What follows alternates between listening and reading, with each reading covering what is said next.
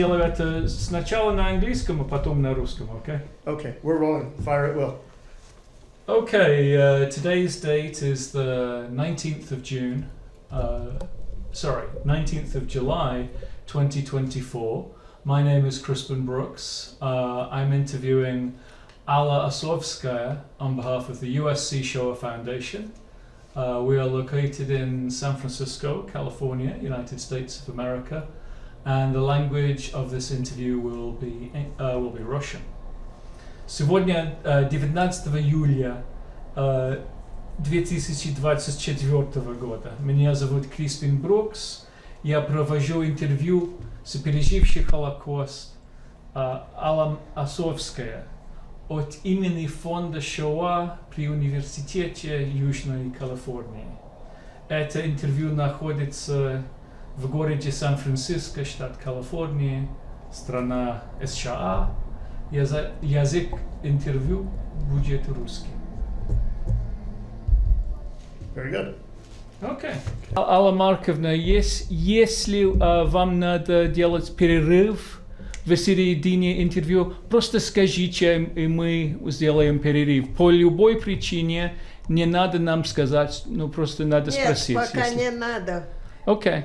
И если я задам вопрос, на который вы не хотите ответить, просто скажите. Я могу на все вопросы. Okay. У меня нету секретов. Окей, замечательно. And let me know if I'm accidentally getting into the shot, but it doesn't look like Вы it. немножко громче можете? Okay, я погромче. I need to speak a little loudly so that she can hear. No problem. Yeah, whenever you're ready. Give me a 3, 2, 1. 3, 2, 1. Представьте, пожалуйста. Я Алла Асовская в девичьем Лившиц. Родилась в городе Минске в 1930 году в ноябре месяце и до войны закончила 3 класса школы. Do you want to turn the ringers off? Я родилась в семье врачей. Отец мой... Подойди. No? Dad, let's pause a second. Pausing? Yeah. And 3, 2, 1. Пожалуйста, продолжите. Отец мой, Марк Борисович Лившиц, был врачом, дерматологом, дерматовенерологом и работал ассистентом в клинике, вел занятия со студентами. Мать моя, Роза Осиповна Лившиц, была акушер-гинекологом и работала тоже в госпитале и занималась со студентами. Когда началась, когда началась война, отца сразу взяли в армию, поскольку врачей, все врачи были мобилизованы для войны, и маму сделали заведующей отделением. Она вместе со мной и с братом пришла на работу и должна была выписывать больных, поскольку началась война. И 2 дня она занималась выпиской, а на 3-й день тех больных, которые нельзя было выписать, положили на телегу с лошадью, и мы с братом, с мамой поехали в район, где можно было их положить в районную больницу. Можно прервать на секундочку? Я хочу, чтобы вы нам говорили о вашей семейной истории немножко. О бабушке, о дедушке. Если говорить о семейной истории, то у моего папы моя бабушка и дедушка жили в городе Минске. Они имели небольшой магазин и занимались бизнесом. У них было 4 детей. Мой отец был старший сын. Когда он учился в Хедере, еврейской школе, а потом моя бабушка и дедушка моего отца вместе со вторым сыном, с братом, отправили учиться в Швейцарию на медицинский факультет. И они там, в Швейцарии, поскольку в России невозможно было евреям учиться получить такое высшее образование. Они получили образование в Швейцарии, по-моему, в Цюрихе, и вернулись назад. К этому времени началась Первая мировая война, и моего папу, как врача, взяли в армию. И он был в армии, а потом он был начальником фельдшерско-акушерской службы. Моя мама жила в состоятельной еврейской семье в Минске и закончила гимназию, что тоже было сложно в то время. Но она закончила гимназию на отлично. К этому времени уже бабушки со стороны мамы не было. Был только дедушка, который болел и поехал в Варшаву на операцию удаление камней в желчном пузыре. Началась революция, и Варшава отошла к Польше. Он остался там, а все дети, было 8 детей, остались одни. Но были дети уже разного возраста. Мама была самая старшая из девочек, и дети разъехались. Один брат поступил в медицинский, 2 брата закончили на инженера в Санкт-Петербурге, и остальные были меньше, кто закончил школу. Но все дети получили высшее образование. Мама, когда училась, она училась в медицинском институте и фельдшерско-акушерской школе, чтобы больше получать продуктов, давали тем, кто учился. Мама закончила Минский мединститут в 1924 году. Затем она вышла замуж, и в 1927 году, 29 марта, родился мой брат Лев Маркович Лившиц, который до войны успел закончить 6 классов школьного образования. Я успела закончить только 3 класса. Война началась. Можно еще раз прервать? Извините.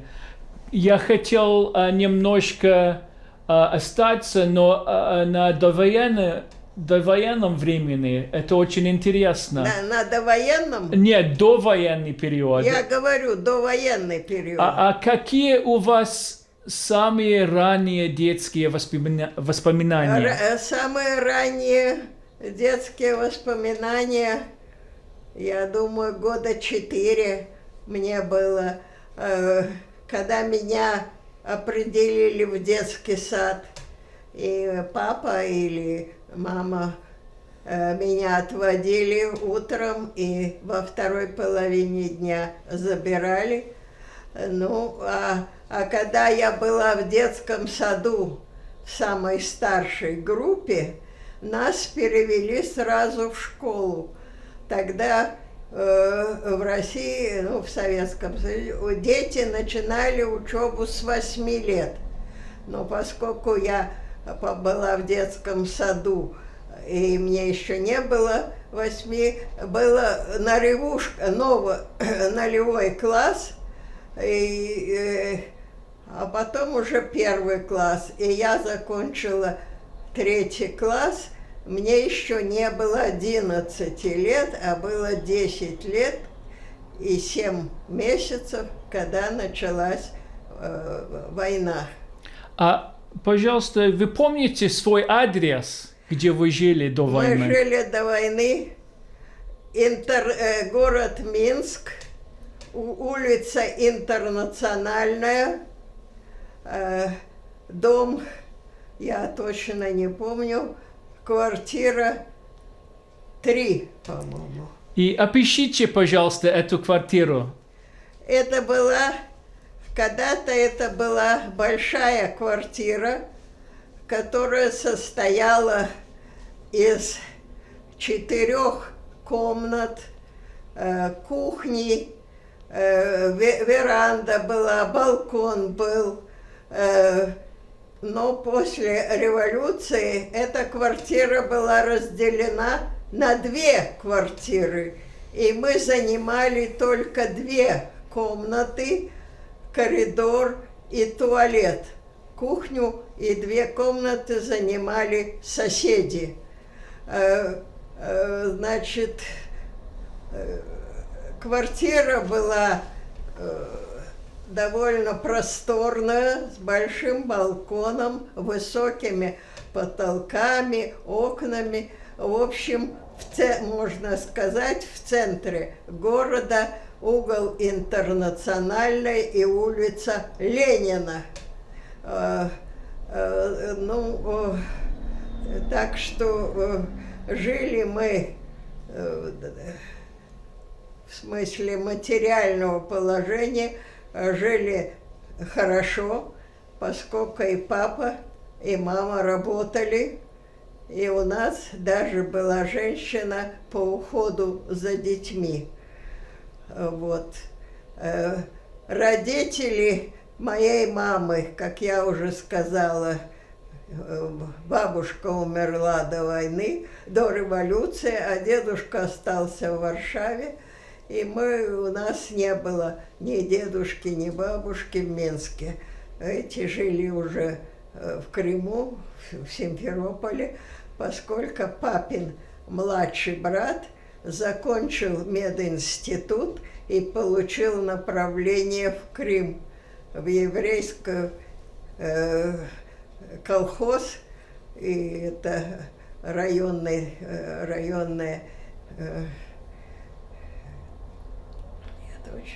это точно сейчас не помню, как называлось, но это не важно.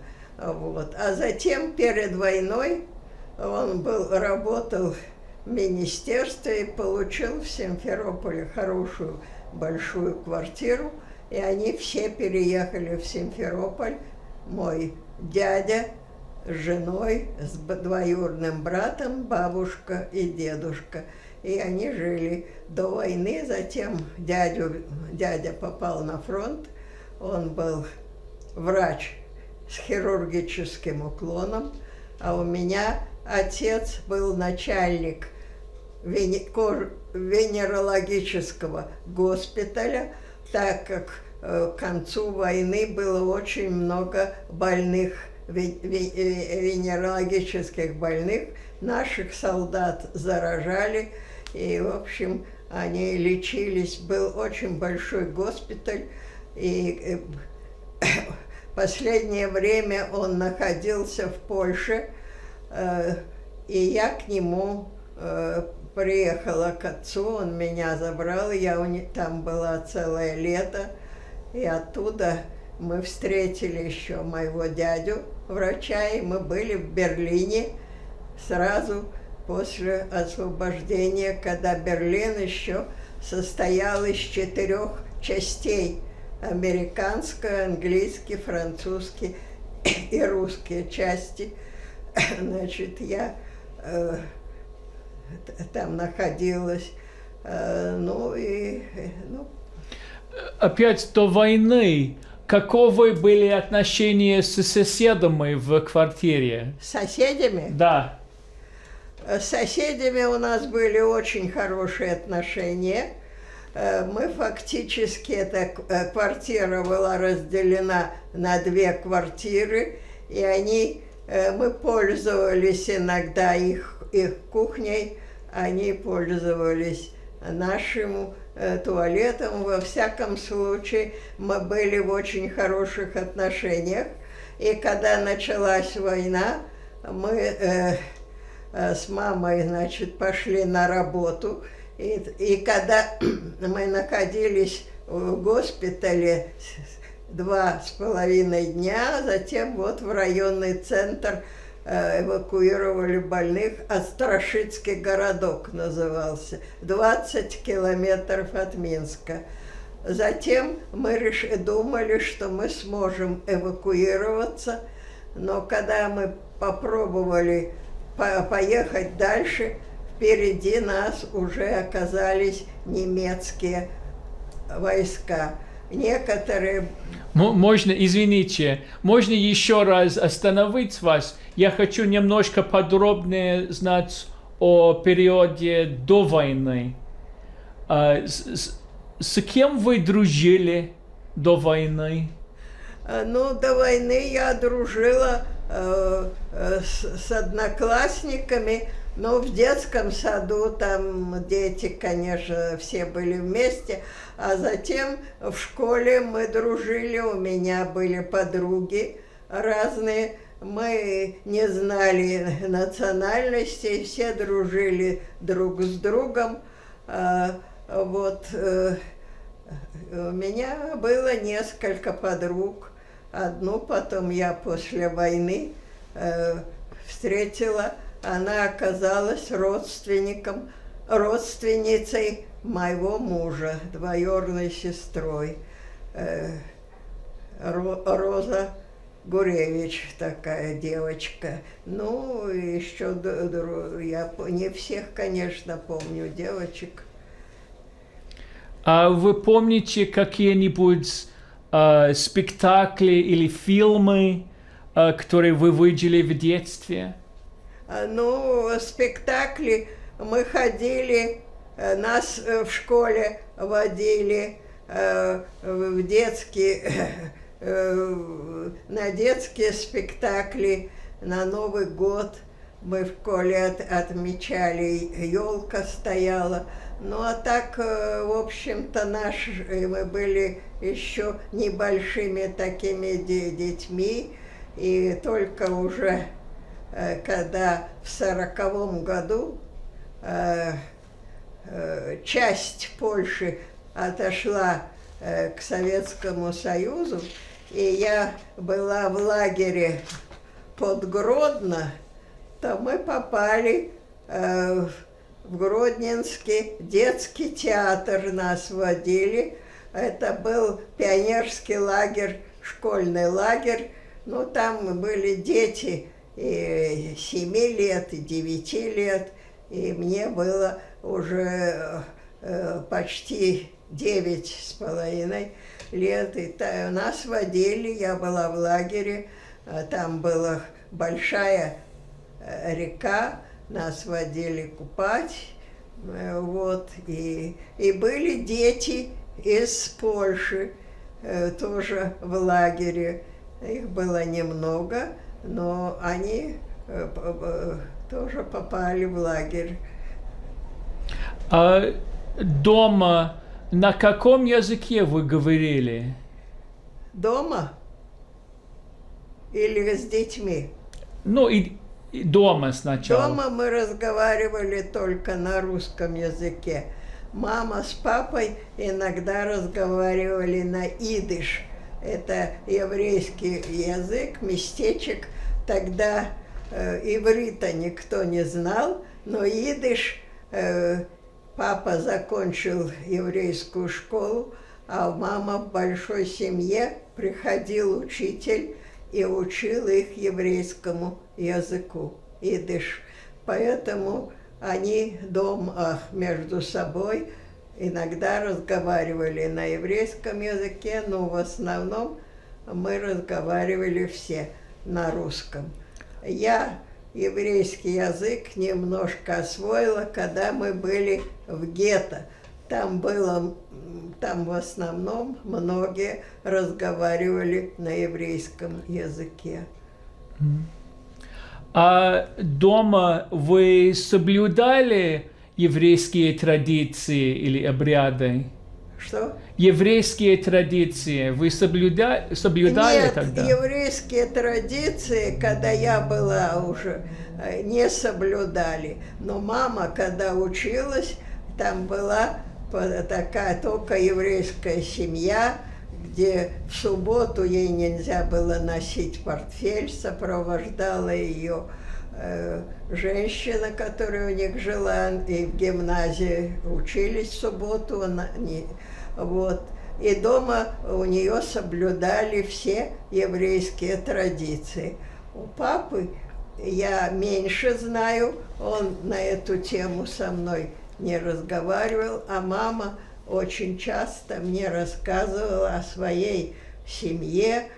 Семья большая, много было детей, все были очень способные, закончили с отличием старшую гимназию. Один брат мамин был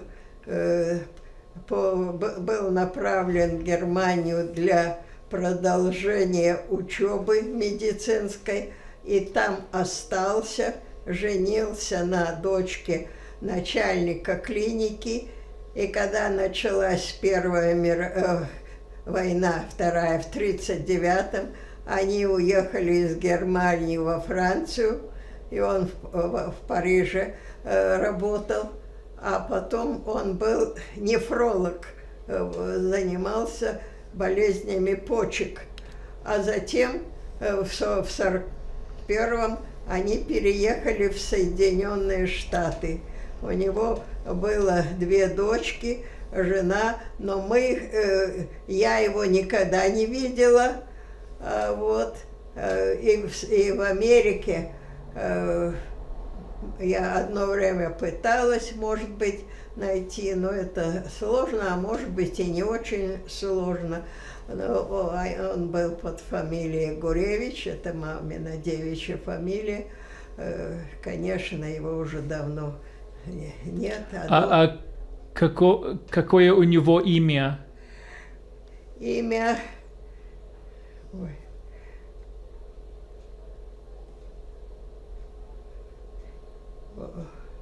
Лёля, может быть, Лейба, но дома его звали Лёля. Хорошо. Еврейское имя, наверное, было Лейба. При вас в Минске были еще синагоги? Нет.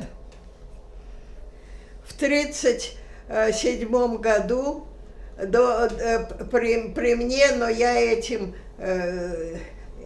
была далека от этого, но до 1937 года в Минске были еврейские школы, где дети учились.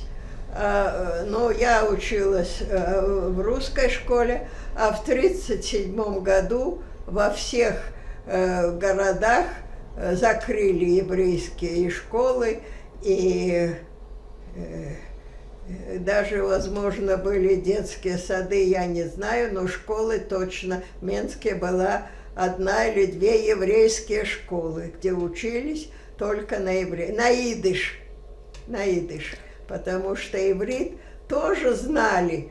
Вот, приходила Ребе к маме домой, он иврит тоже детям преподавал. Не только идиш, но и иврит. В то время, до войны, Это было до революции. до революции. До революции. Потому что до войны и после войны уже еврейские не очень не очень приветствовали, но еврейская школа, одна или две в Минске были. Вопрос. В 30-х годах как идентифицировалась ваша семья? Как евреи? Да, конечно. Моя семья вся была записана как евреи. И папа, и мама. Ну, а мы еще не имели паспортов. Но в свидетельстве о рождении были записаны отец такой-то еврей, мать такая-то еврейка. И до войны как складывались отношения между евреями и местными неевреями в Минске? У нас были хорошие отношения, поскольку на работе мать врач, она не могла выделять еврей, не еврей. И с соседями мы были в хороших отношениях. И у нас не было такого проявления антисемитизма, как я помню, в довоенный период. Я, может быть, не сталкивалась с этим, но во всяком случае я этого не помню. В Минске было понятие еврейской общины? Нет, мы были далеко от этого. Это была интеллигентная семья врачей, которые работали еще с врачами и занимались профессиональной деятельностью, независимо от национальности. С другой стороны, в Минске было очень много евреев, потому что это бывшая черта оседлости, где разрешали до революции жить евреям, Белоруссия и Украина. И в Минске 1/3 населения была еврейская.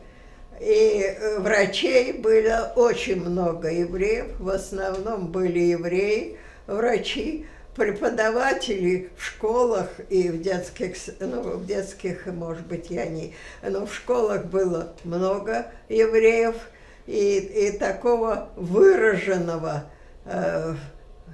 не было. Но после 1937 года, когда началось гонение со стороны уже Сталин дал, видно, такое указание, и нас лично это не касалось, но уже появились враги народа, в том числе много евреев, и мы не понимали, что это враги, потому что мы знали их как обычных людей, но появилось такое понятие «враги народа». Очень многих арестовывали и ссылали.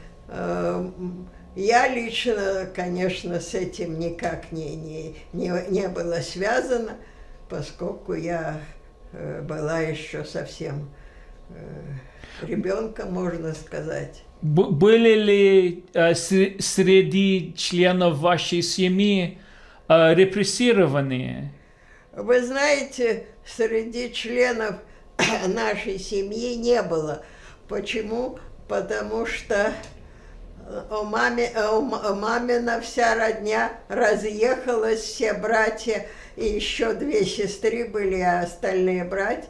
Они жили в разных городах, и они имели специальность инженеров, инженер-электриков, инженеры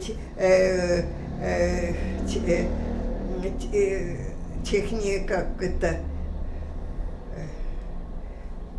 ну, в общем, инженеры разных профилей, они работали, получили высшее образование, никто из них не был связан так, чтобы как-то был врагом народа.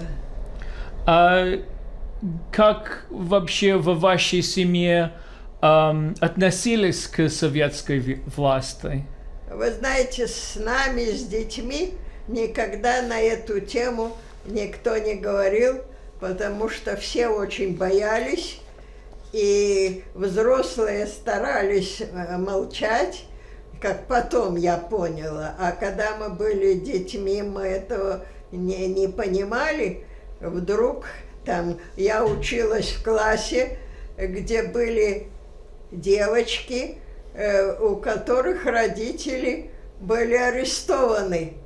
И девочка жила с бабушкой, кто-то жил с родственниками, потому что родителей арестовали. Но мы никогда не вникали, почему их арестовали, за что. Единственное, что только все боялись, и бабушка предупреждала эту девочку: ничего никому не рассказывай. И там, где жил вот этот мальчик, где семью арестовали, он жил у тети, никогда не говорили на эту тему. Все очень боялись, а мы и не стремились все это узнавать, потому что мы не все понимали тогда в этих вопросах. А родители, они были членами Компартии? Мой отец на фронте стал членом партии, поскольку он заведовал был начальник крупного госпиталя венерологического, и был приказ, все офицеры по возможности должны были быть членами партии. Мой отец стал член партии, мама не было никогда. Отец в 42-м или во время войны стал. А голод на Украине 1933 года как-то вас трогал вас в Минске как-то или нет? Я не понял. Голод 1933 года вас трогал в Минске или нет? До 1933 года? Нет, голод. Голод на Украине, голодовка. Голод. Я не услышу. Голод, вы знаете что? Да, были очень такие, но мы не очень голодали, но у нас жили женщины, которые ухаживали за мной и братом, и они с утра начинали ходить по магазинам, становились в длинные очереди, чтобы купить 100 грамм масла. Это я помню, потому что они брали меня, и тогда можно было купить на 2 человек. Иногда брали брата, но брат уже был старше, он не хотел стоять в очереди, не хотел ходить, а я была моложе, и девочка, и я была послушная, куда они меня брали, туда я ходила. Я даже помню, что мы покупали масло, давали в руки только 100 грамм. А в 1934 или в 1935 году мы поэтому от голода уехали в Крым, где жили дедушка с бабушкой по линии моего папы. Там они жили, там голода не было. Это был еврейский совхоз, там было много курей, гусей, козы, и мы там отъедались. Но я помню такой случай, который на всю жизнь у меня остался. Мне было лет, наверное, 5. И мне дали, может быть, меньше немножко, мне дали кусочек хлеба, помазанный маслом, и я в Крыму, в Ялте держала этот кусочек и кушала. И подбежал мальчик, выхватил у меня вот этот хлеб и убежал. Ну, я плакала, но это уже был голод. Просто он нас не всех коснулся, поскольку мы, кроме того, папа занимал все-таки положение, и мама врачей. Мы имели путевку в дом отдыха «Мать и дитя» в Крыму.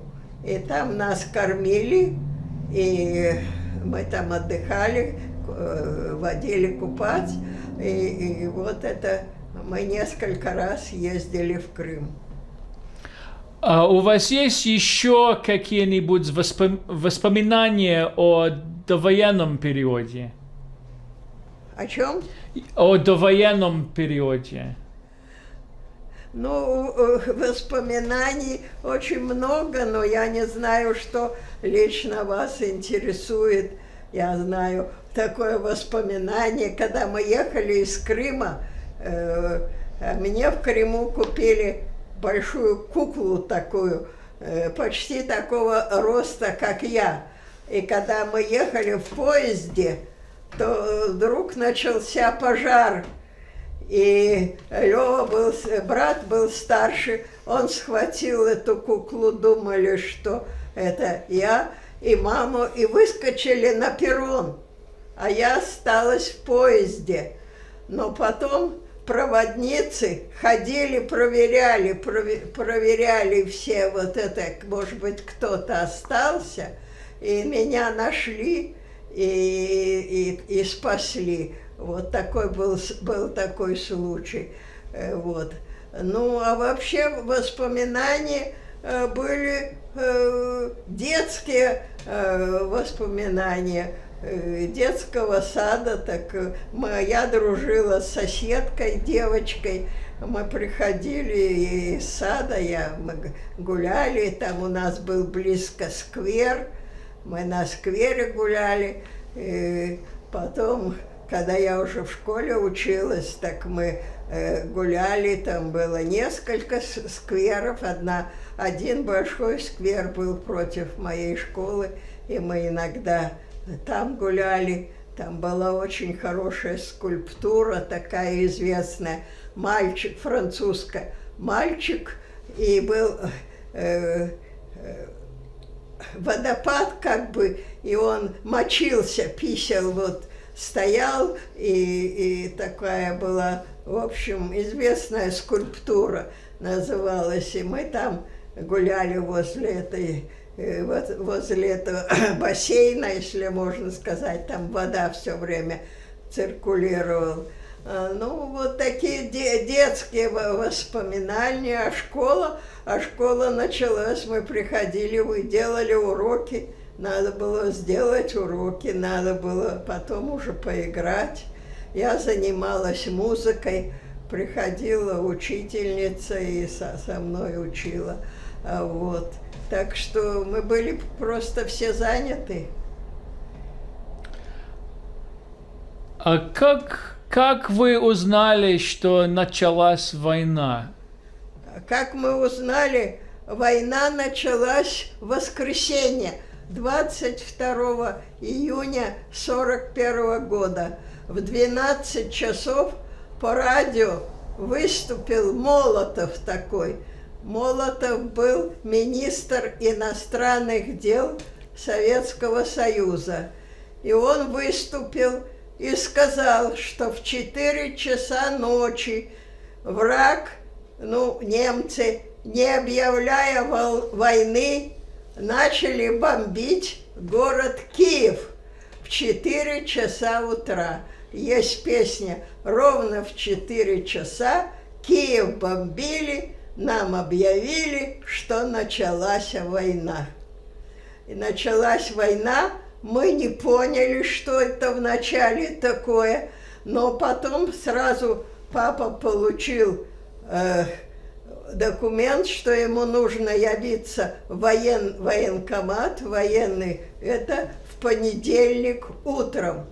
Вот, это уже было 23 июня. Тут уже мы четко поняли, а мама 23 июня взяла меня и брата и на работу, где она работала, в больнице или госпитале, я не знаю, как вы пишете, у нас это называлось клиника.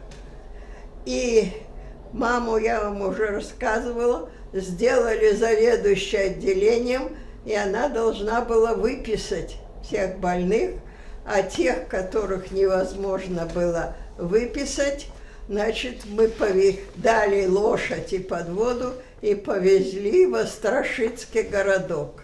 Это было 25 утром, 25 июня. А 24-го Минск очень сильно бомбили, и кругом были большие пожары. Мама хотела ночью поехать, чтобы взять диссертацию папы, но невозможно было доехать, так как плавился весь асфальт, и все горело, как, жуткий пожар был. И мы уже больше в свою квартиру не вернулись.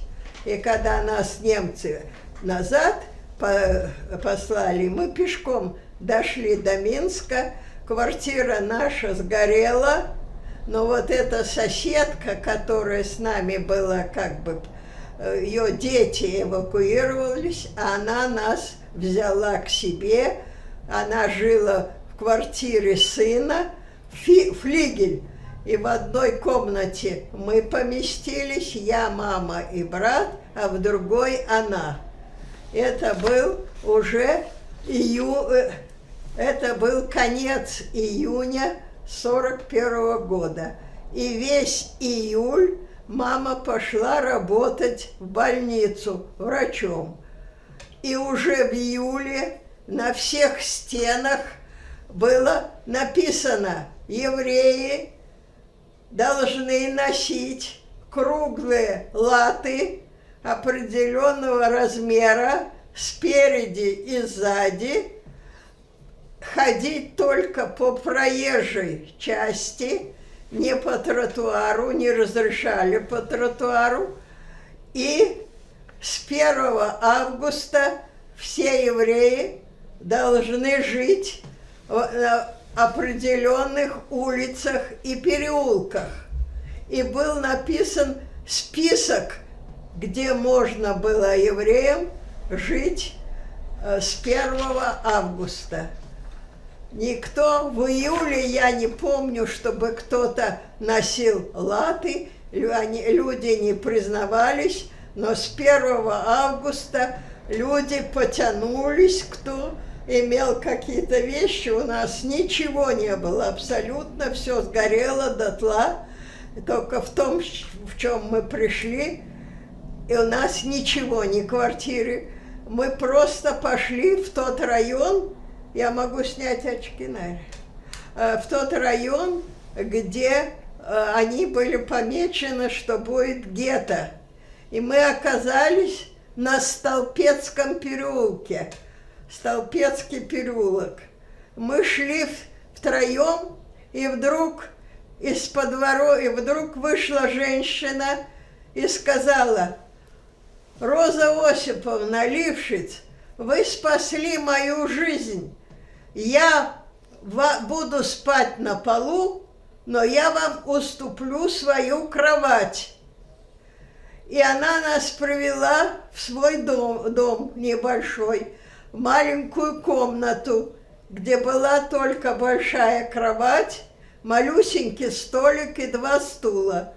И сказала: «Здесь вы можете спать и жить».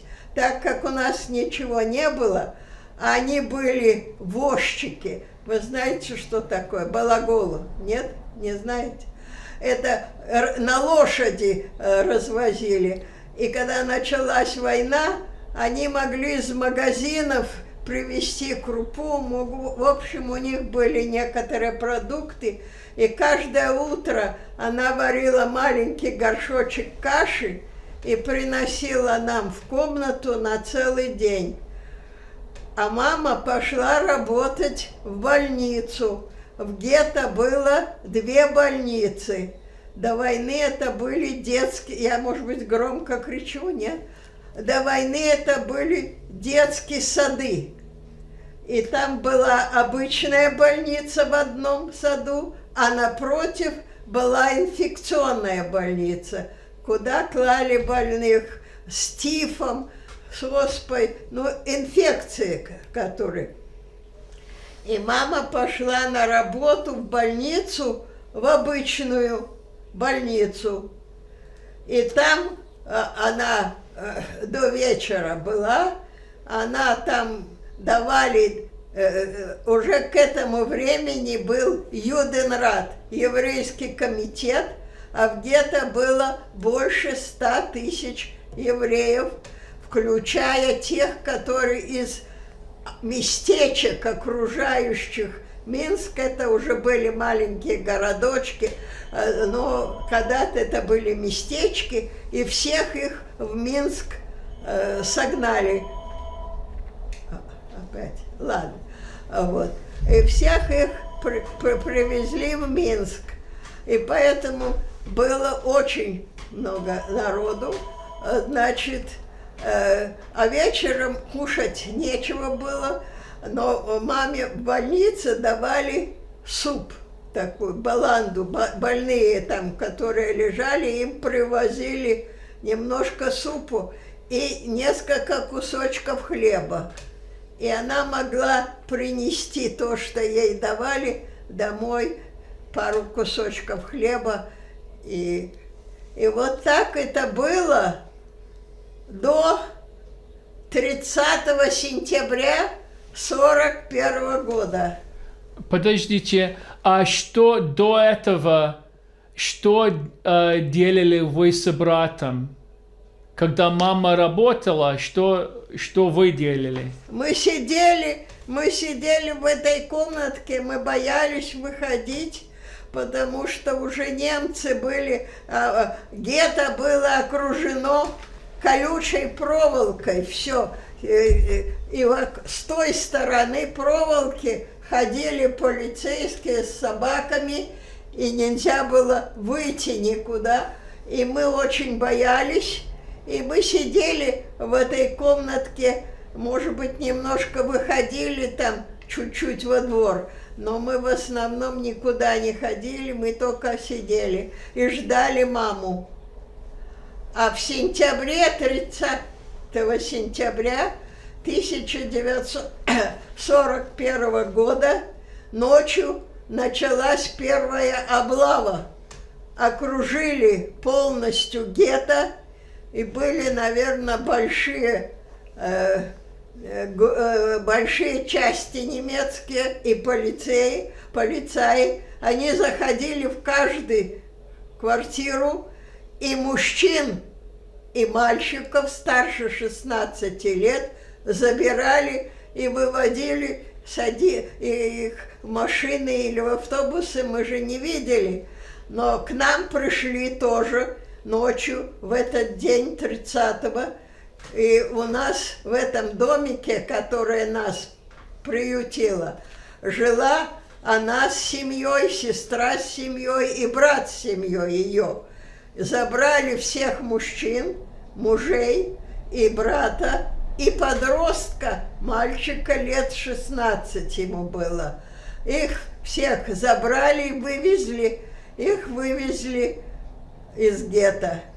Потом мужчин всех убили, мы не знаем, как дальше, мы же не могли проследить, но мы были знакомы с одним человеком, которого оттуда отпустили. был такой у нас певец Горелик. Он очень хорошо пел. И немцы как-то что-то услышали, я не знаю, потому что немцы были разные. И кто-то ему принес хлеб, и его отправил, он вернулся в гетто, и он находился вот в этом лагере. Они жили прямо на земле, спали какое-то время, и по частям их расстреливали. Я этого не могу точно сказать, как получалось, потому что мы этого не видели. Но можно считать, что 30 сентября 1941 года, возможно, это уже был первый погром.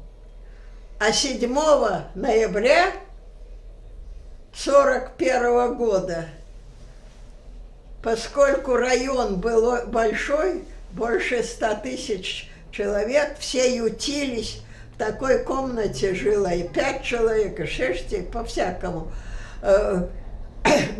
Они окружили район, были полицейские, были немцы с собаками, овчарками.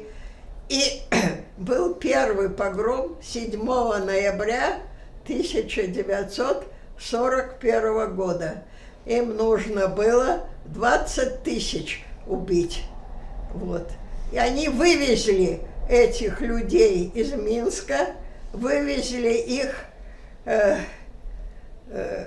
такое место Лошадь, по-моему, оно называлось, где их поместили в бараки, и они несколько дней были в бараках, а в это время рыли могилы, и мужчин некоторых, и на 3-й или 4-й день их начали расстреливать, ставили возле этих ям, и они стреляли, и они падали. И почему я знаю так подробно? Потому что из этой ямы спаслись наши 2 знакомые. Одна студентка мединститута Лора Лившиц и ее мама. И они прибежали в гетто, поскольку и мы с ними были в контакте. И они были голые, их всех раздели, и несколько ночью они вылезли из этой ямы и просили, бегали, чтобы им дали хоть что-то одеть. Никто не хотел, но где-то им бросили какой-то, там, не знаю, кофту или что, они пришли почти голые ночью в гетто. И вот они очень боялись, потому что если бы кто-то узнал, их сразу бы расстреляли. Вот это подробности. Это было 7 ноября. Но те, кто работал у немцев, получали аусвайсы, документы. И вот те, кто имел эти, это были специалисты, или сапожники, или портные, или слесари, в общем, те, которые могли обслуживать немцев. И их в первый погром не убили, их отстранили. Значит, собрали людей, у кого были эти аусвайсы, они их в сторону отвели с их семьей. И тогда был это первый погром. Сколько человек точно погибло, я не знаю, но меньше, чем 20 тысяч, потому что 20 ноября, через 2 недели, был опять погром, и убили еще около 5, чтобы была какая-то сумма, и их убили прямо в гетто. И потом в Минске была яма, называлась место, ну это уже отдельный момент. Но когда начался первый погром, 7 ноября, мы с братом были одни, мама была в больнице, и я ему говорю: знаешь, надо идти к маме, потому что мы не знаем, убьют нас здесь или нет, мы должны быть вместе с мамой. И мы побежали в больницу. И там в больнице остались уже жить. Там это был детский сад когда-то. Давайте остановим на секундочку. Может быть, ответить можно? Can we stop? Yeah. Ай, нет. Just pause it. No, yes. They leave message. И поскольку это был детский сад, так там была комнатка на первом этаже, где жил сторож. Но ночевал сторож.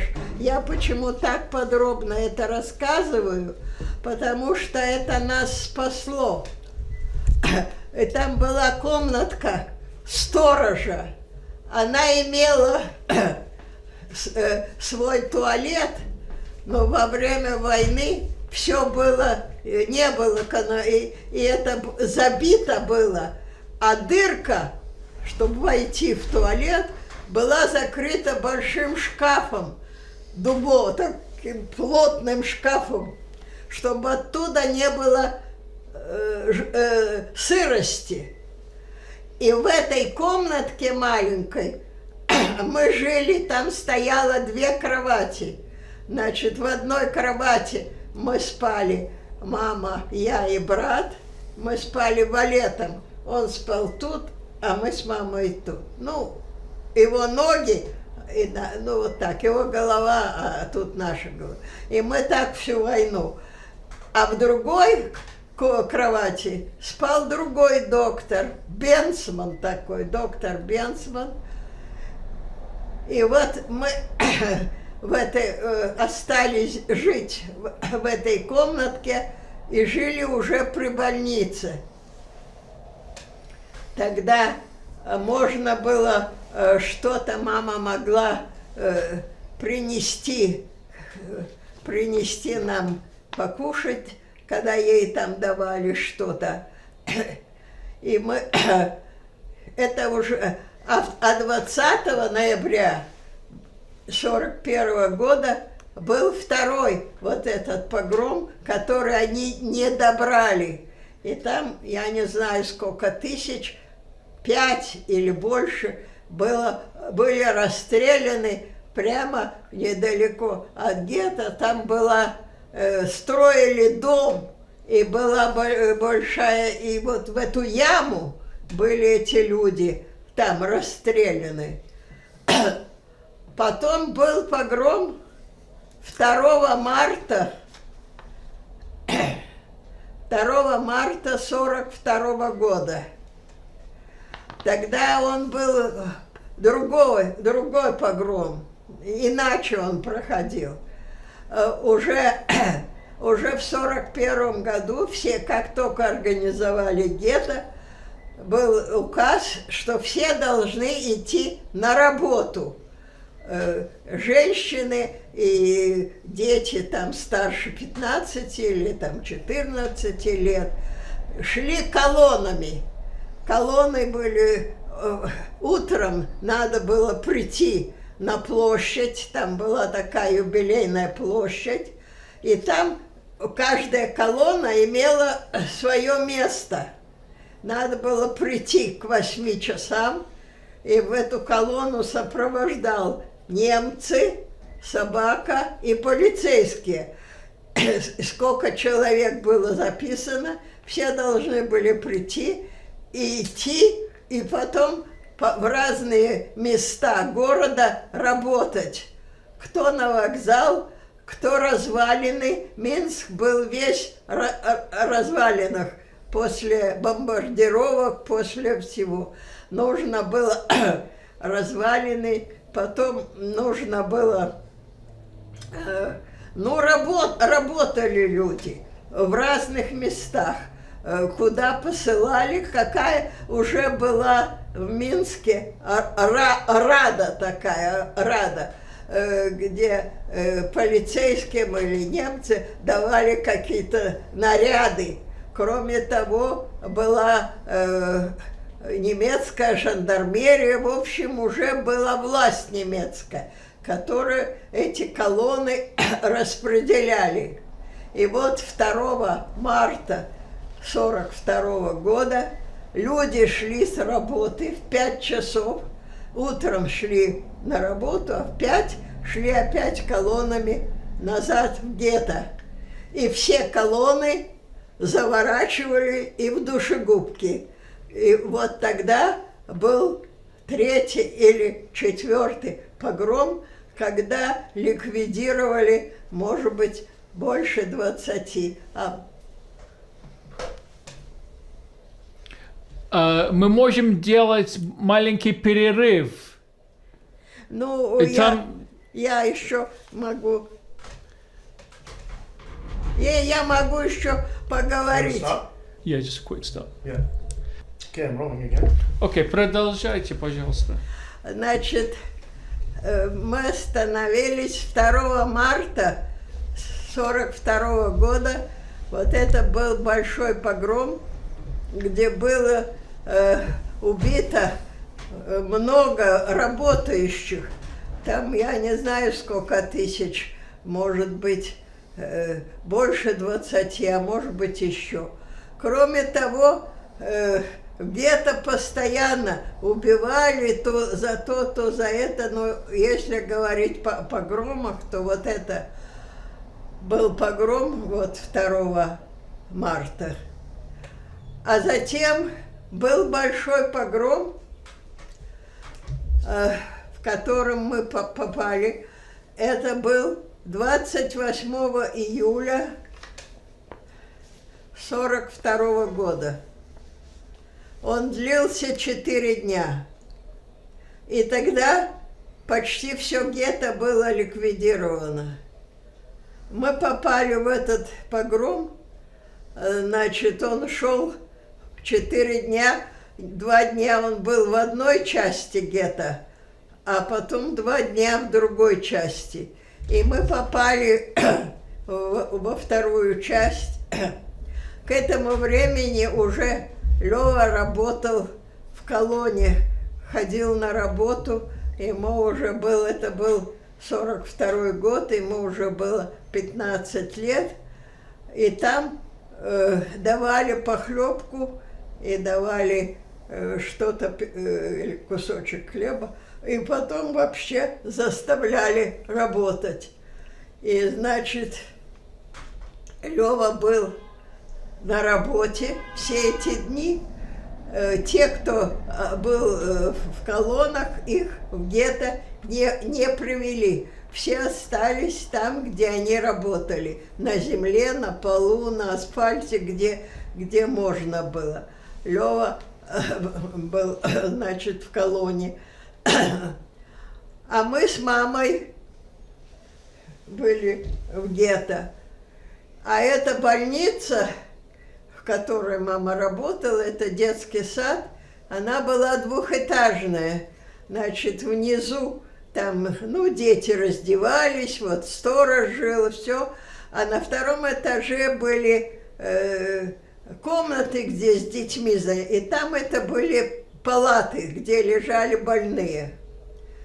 И мы с мамой, поскольку мы жили при больнице, мы поднялись на 2-й этаж, и вдруг мы видим такую картину. Подъезжает большой автобус или машина, подъезжает, выскакивают немцы, офицер в белых перчатках, вот, они быстро окружили больницу моментально, потом он так рукой взмахнул, и они все рынулись в больницу. Мы были на 2-м этаже. И я говорю: мама, я так жить хочу. У мамы была прострация, она уже не понимала вообще, как-то отключилась полностью. И мы стали спускаться вниз. И я посмотрела в глаза немцев, это были глаза звериные. или они наркотики получали, или они такие по природе были. Страшно. И я схватила маму, и мы побежали в эту комнатку, где мы жили. И как у меня хватило сил оттянуть шкаф, и за нами побежал вот этот Бенцман, который жил на второй кровати, и он к этому времени уже женщину имел молодую. И он за мной побежал. И мы вскочили в этот тамбур, где был туалет маленький, и на себя потянули вот этот шкаф. И шкаф был такой дубовый, вот. И мы все слышали, мы слышали, как убивали больных, как они пели «When the Juden come the Tod», пиф-паф, пиф-паф, и убивали. Вот они еще пели песни такие.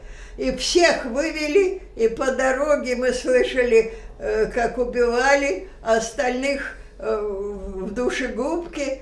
И мы там простояли в этом тамбуре, а немцы заскочили в эту комнату и штыком пытались этот шкаф. Но он был такой толстый, что, видно, штык застрял в этом. И они не обнаружили нас. А со стороны коридора они тоже пытались там что-то. Но, в общем, мы простояли в этой комнате до вечера. А потом мама говорит, что мы будем стоять, мы не знаем, может быть, уже нету никого в гетто. И все. И мама была все-таки смелый человек, и мы немножко отодвинули этот шкаф, и она просунулась, поднялась на второй этаж, и там от больных оставался хлеб еще, тех, кого убили. И напротив была инфекционная больница. И вдруг она заметила, что там свечка где-то горела. Это уже ночь была. Значит, там были люди какие-то. И мы с мамой вылезли из этого тамбура, где мы стояли, перебежали дорогу, а уже в Минском гетто жили немецкие евреи. Их тоже привезли из Германии. Они жили отдельно от нас, и их называли гамбургские евреи. Но они привезли свои вещи, они как-то были более благоустроены, но они не знали наших ни языка, ни обычаев, и мы еще на кладбище крапиву собирали, и им продавали, они нам давали какие-то кошелечки, мы же дети, в конце концов. Вот. Я пролезла внизу, открыла маме ворота, и мы оказались в инфекционной больнице. А инфекционную больницу они не трогали в тот погром, они страшно боялись инфекций, немцы. И там во дворе жили был тоже маленький флигель, жили наши дальние родственники. И мы ночью, на 4-й день погрома, оказались там. А на следующий день уже погром закончился, он был 4 дня, и люди, которые колоннами, их стали отпускать, привели в гетто. Уже никого в гетто, родственников никого. И Лёва шел и плакал, конечно, и вдруг мы оказались живые. Это был 42-й год, 28, 29, 30, 31 июля. Это 4 дня был погром. А потом уже таких больших погромов не было, и гетто было меньше, они после каждого погрома уменьшали улицы, и все. Но стали в это время уже зимой, с 42 на 43 год, был Сталинград. Мы же этого не знали, Но немцы потерпели там сильное поражение, и все ходили с черными повязками в знак траура. А мама очень хорошо знала французский, немецкий, она же кончила гимназию. И были немцы, которые, ну, более лояльные, и она как-то встретила, она говорит, а что это у вас такое? Они говорят, это у нас траур по Сталинграду. Мы тоже не знали, мы же были оторваны буквально от всего. Вот. И тогда уже был перелом в войне, и стали партизанские отряды создаваться. Можно? Можно. Неплохо. Окей. Ну ладно, продолжайте, пожалуйста.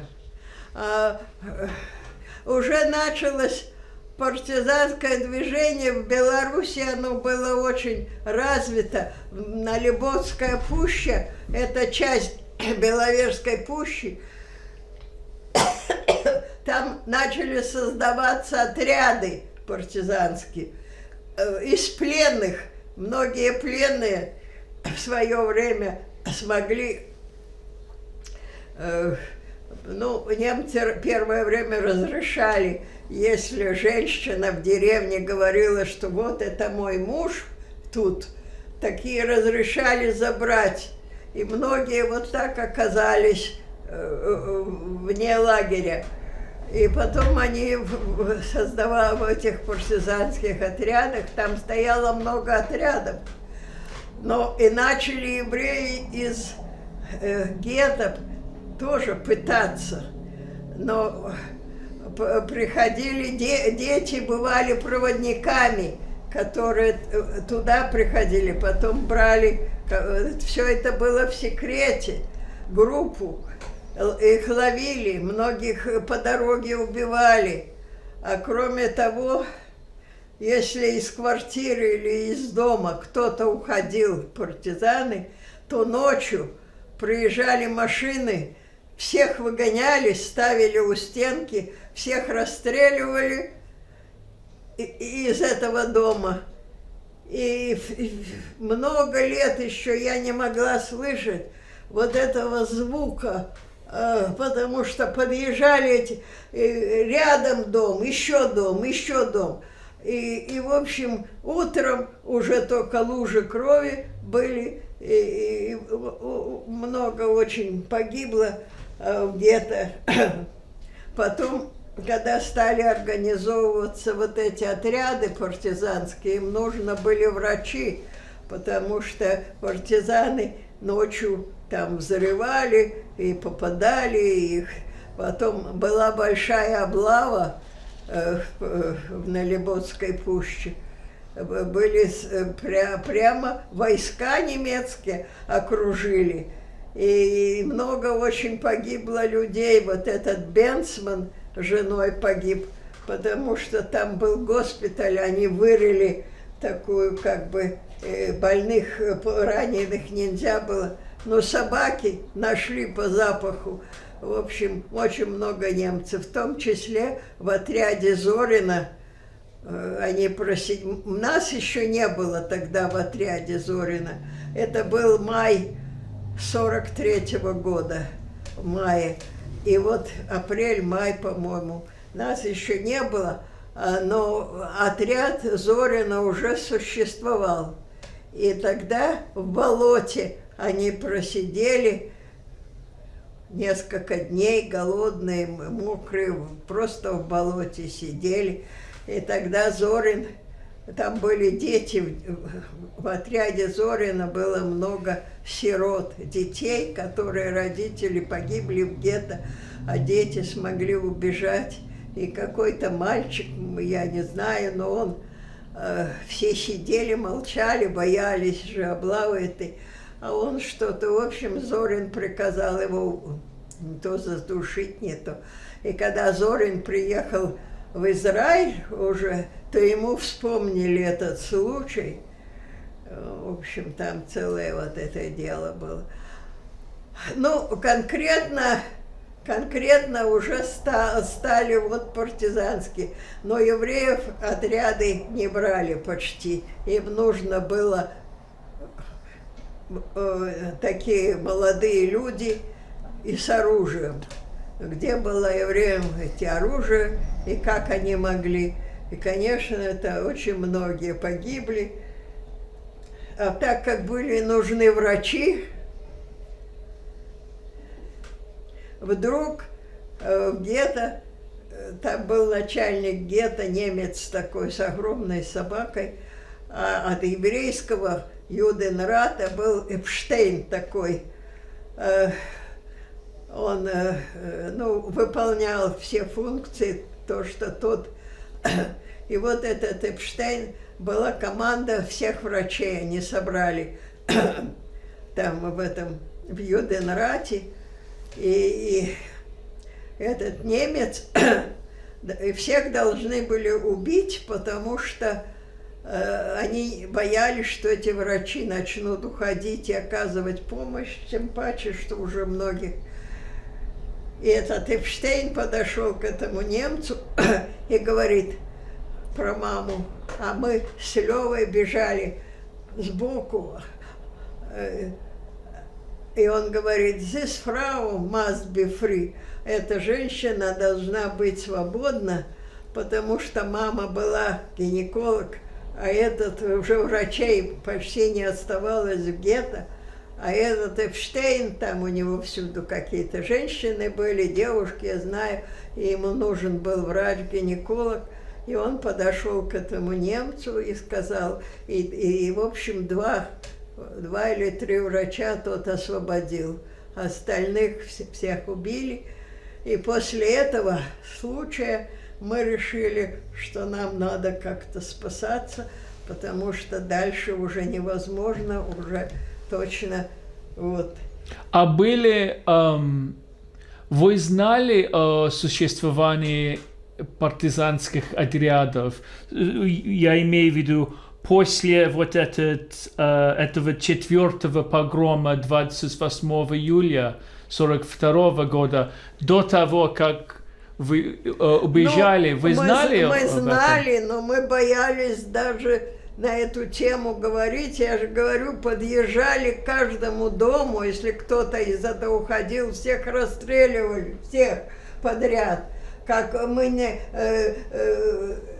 Там один наш родственник дальний хотел взять Леву и уйти, но мама не отдала. Он потом погиб по дороге. Люди же, их же убивали по дороге, это же не просто гулянка. Надо было пройти до первого места 20 километров, где начиналась чуть-чуть партизанская зона. И то мы 2 недели шли, и мы входили в деревню, а в другой стороне немцы. Мы бежали. Мы 2 недели вот так вот шли до Налибодской пущи.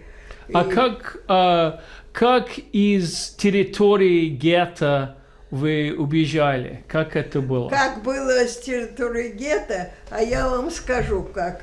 Значит, я, девочка, иногда из-под проволоки я вылезала. Мы когда работали с мамой, ямы копали и разгребали завалы, сидел полицейский, каждую эту колонну он контролировал. Сидел полицейский с ружьем, они все были вооруженные. И я ему как-то пригляделась. И он сказал маме, тут вас всех уже убьют, дай мне эту девочку, я ее выращу. Как-то страшно было, как это, куда. Мы несколько дней ходили, и он все просил, и, наконец, мама решила, что может быть, и я хоть останусь жить. И он меня забрал к себе. А у него была комната в полуподвальном помещении. Жена у него ездила все время, там торговала какими-то, а детей у них не было. Была большая собака, овчарка. И вот он меня к себе взял. Но я у него, сколько я посижу 2-3 дня, бегу в гетто посмотреть, как мама. Как я могла сидеть, когда где-то мама и Лёва там.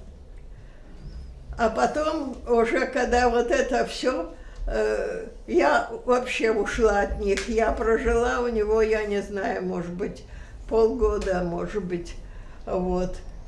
И тогда мы вот решили уже уходить, особенно после того, как всех врачей расстреляли. И вот этот Леня Окунь, который, я говорю, герой Израиля, да, он был связным. Он хотел, чтобы его маму и сестру взяли в партизанский отряд.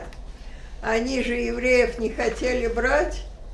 И тогда они договорились, что он познакомится с проводницей, которая была у них там, ну, как-то, с которой они были связаны, отряд партизанский. Не Зорина, другой отряд, где шли бои и все. И он должен был привести врача, желательно хирурга, и желательно мужчину. Но так как уже где-то никого не было, так он связался. Лившиц, он не знал, женщина или мужчина. Оказалась женщина еще с 2 детьми. Но положение было безвыходное, и он связался с этой проводницей русской. И эти проводники выдавали за деньги, полицейским выдавали евреев всех. Но мама, она гуляла по одну сторону проволоки, а мы внутри по другую. И мама посмотрела и говорит: по-моему, это моя больная в прошлом. Если она меня выдаст, так это уже как-то будет. И она, эта проводница, значит, сказала: мама, мы жили уже в инфекционной больнице, инфекционная еще немцы ее последнюю убили.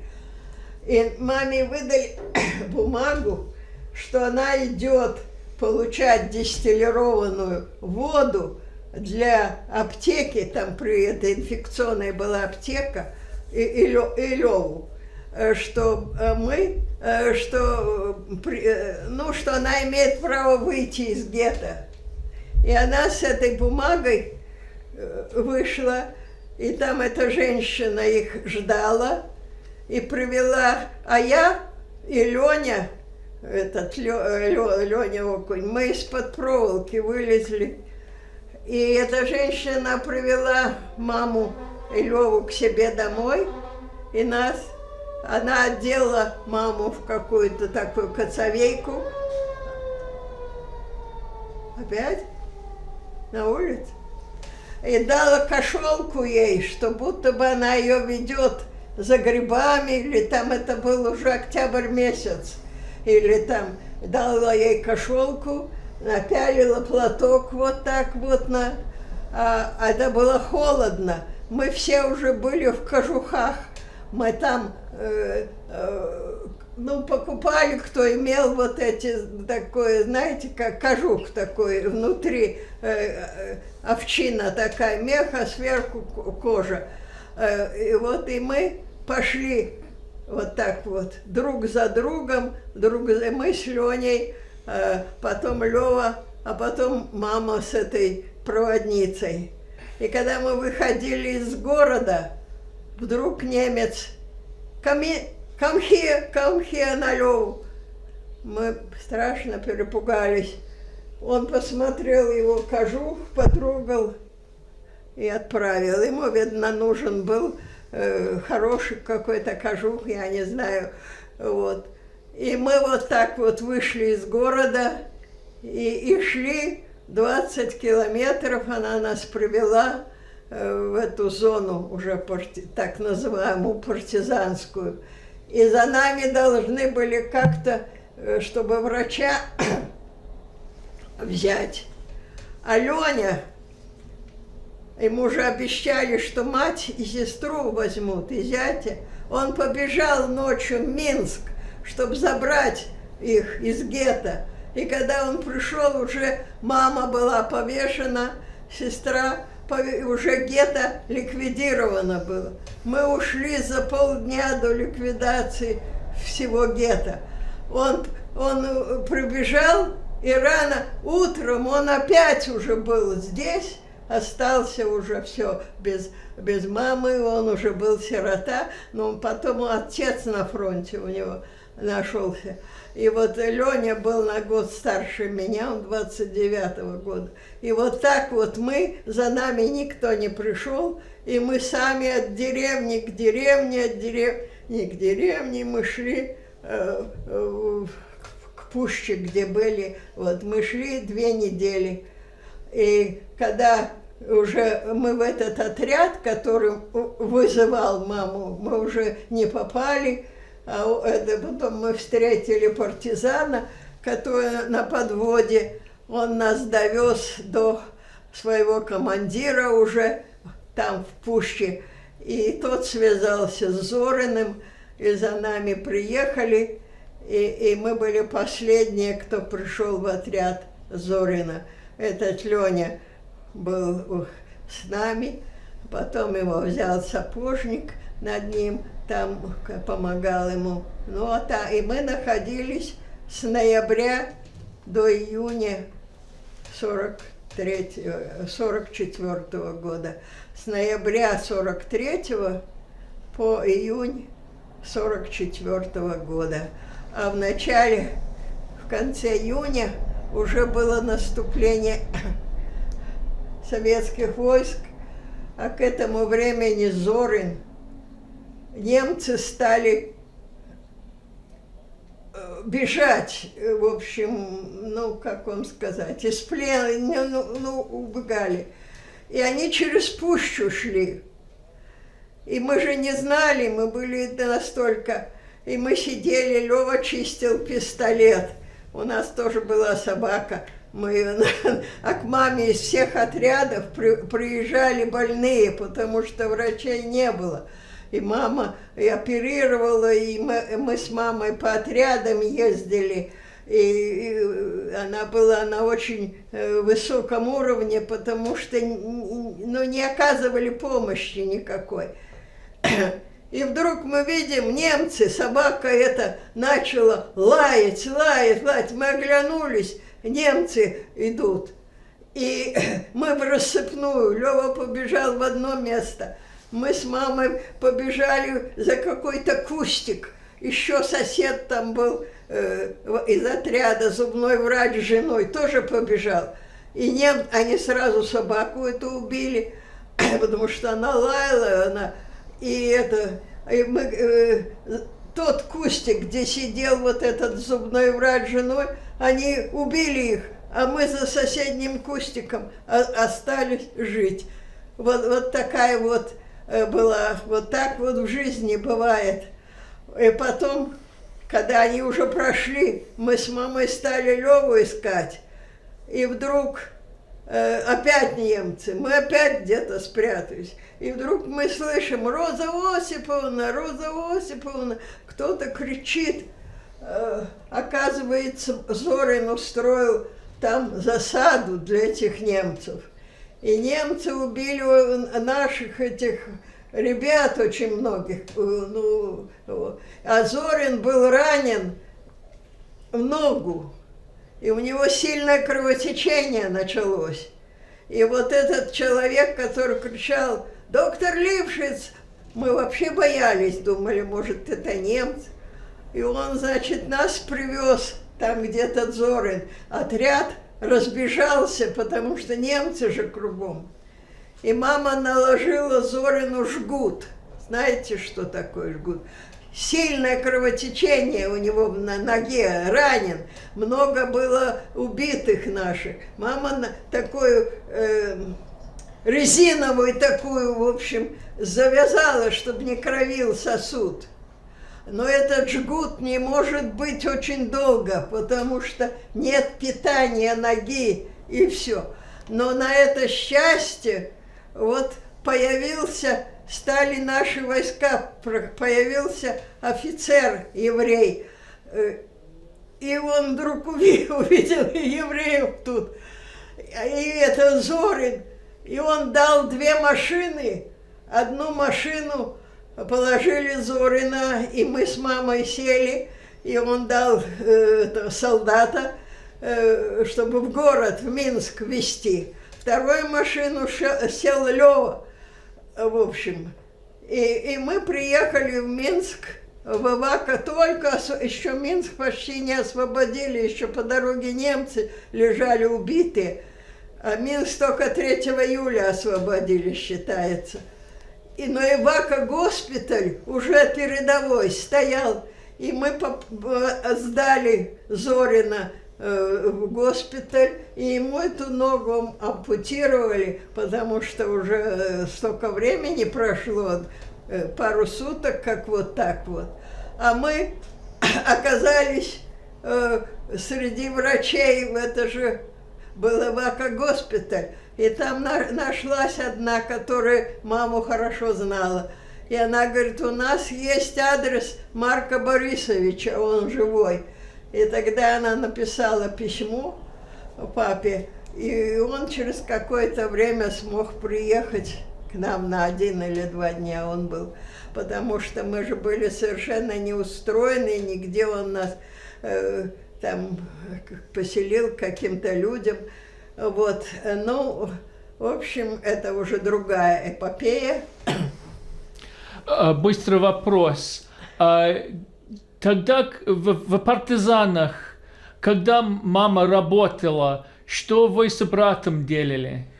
Мы с братом, я с мамой очень часто ездила по отрядам, приезжали на подводе, просто на лошадях. Партизаны эти были, они же грабили население вокруг, надо же было как-то что-то кушать, что-то. Они, и лошади у них были, они подарили нам корову. Где-то там у крестьян забрали, но по ночам ходили. И у нас корова была в отряде, как бы личная корова пасли. А Лёва дежурил по отряду. Он дежурил, у него был винтовка такая. Ну, не каждую ночь, но, в общем, кто мог, ему уже было, это был 43-й год, ему уже почти 44-й, ему уже было 16-17 год, 17, так он уже был, он участвовал как бы в работе отряда, а отряд был, делился на семейную группу и боевую. А в семейном отряде там было муку, они мололи для других отрядов, а другие отряды делали колбасы, другие, еще. И у нас была кухня в отряде, но у нас отряд был почти 700 там с лишним, надо же было кормить, но те, которые... Вот был в отряде, был начальник штаба, сделали, комиссар был, это считался комсостав, мама, так нам давали как бы лучшие обеды, один, и мы втроем уже это кушали, вот. А когда мы с мамой уезжали, так Лёва ходил, брал и кушал. И там была землянка такая, как бы, врачебная. В одной части мы спали, а в другой были больные несколько, потому что люди-то болели в отряде, и всякое было. И всякое было, и рожала одна. Пока шли в отряд, так эти партизаны насиловали женщин, которые... Ну, в общем, это, вы знаете, это можно рассказывать, я не знаю... на 5 книг, на 10 книг. Это очень интересно послушать. Кто был ваш командир в семейном Ну, отряде? Зорин? Но в семейной части. Нет, он был общий командир. Это просто в отряде были дети, сироты, они семейные, они не могли воевать. Им не давали ни оружия, ничего. И отряд Зорина стоял как бы в центре других отрядов. А потом мы пришли, это я же вам рассказывала, мы в ноябре, а в мае была блокада, и вот они в болоте сидели. Вот. Так что Зорин был общий командир, но были вот эти, начальник штаба числился, там комсомольская какая-то организация была, вот это, но в основном, это Зорин отряд. Вы с кем-нибудь сдружились тогда в партизанах? Да, конечно. С кем, кто вы помните? Кого? Ну, я вам скажу, даже у нас организовали школу в отряде. Сколько было много детей, все пропустили. Были учителя из гетто бежавшие. Мы дружили с девочками, с мальчиками, и уже начали ухаживать, потому что нам уже было и по 14, и по 15, и больше, и мальчики были, и старшие ребята, и мы потом, мы все потом время со многими так и жили, и в Америке продолжали дружить. Но потом разъехались в разных городах, в основном в Чикаго из Минска уехали. Но мы созванивались, а так, конечно, мы дружили, конечно, мы жили друг с другом. Вот. Вы можете сказать несколько имен этих людей? Несколько имен? Да. Ну, имен, вот у меня подруга была Клара Суховицкая, у нее по мужу фамилия Болотина, Суховицкая Клара, она жила в Чикаго, умерла 5 лет назад. Потом у меня была там Маша Васькович, она тоже умерла в Чикаго немножко раньше Клары. Потом мужчины, все ребята, Миша Столер, муж вот этой Маши, так он сюда приезжал ко мне уже после смерти мужа, думал, что я, может быть, в Чикаго поеду. Вот так он, Миша Столер, у него своя история, он сирота, он был в детском доме, они прятались в канализации. Он был худенький, маленький, их 2 человека спаслось, а весь детский дом расстреляли, вот когда было 20 ноября 1941 года. Этот Миша был мастер на все руки, Столер. Потом, много, я всех могу, не знаю, перечислить, нас же много спаслось вот такого возраста. Ну, как много, какая-то часть спаслась. И мы поддерживали отношения. И очень многие уехали в Америку. И очень многие в Чикаго тоже есть музей Холокоста. И они там давались свои данные, свои сведения. И все. А был такой писатель Гай, Давид Гай. Он написал 10-й круг ада. Всего же 9 кругов. Он написал 10-й круг ада о Минском гетто, где вот эти ребята рассказывали, но каждый про себя. Мы же не могли общую панораму, мы же не занимали никакого положения, ничего. Но каждый все-таки получил какое-то образование и работал. Вот Клара закончила техникум, Маша была лаборантом медицинским, брала. Столер закончил, инженером стал. вот, и он был на военной службе морской. Потом Леня Мартхилевич. Ну, я не знаю, я не могу полотряда перечислять. Вот, Гальчик, Миша.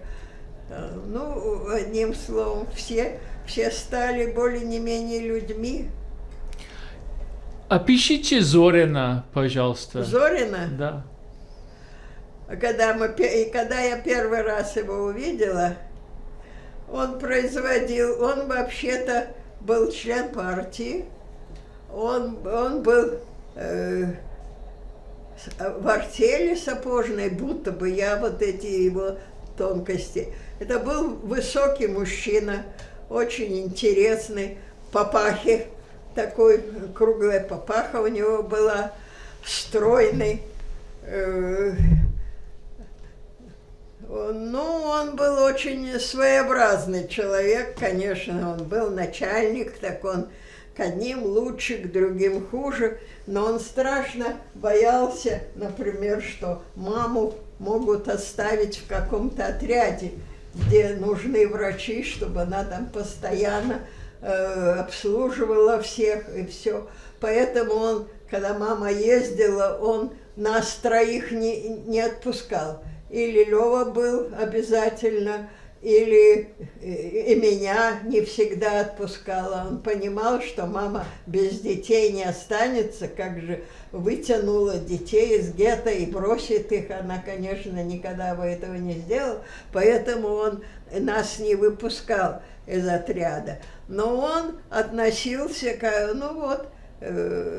во всяком случае, он сумел все-таки вытянуть вот этих людей, около 800. Он все-таки организатор был хороший, потому что другие отряды помогали, он добивался там работ, чтобы в нашем делали, продавали как бы туда.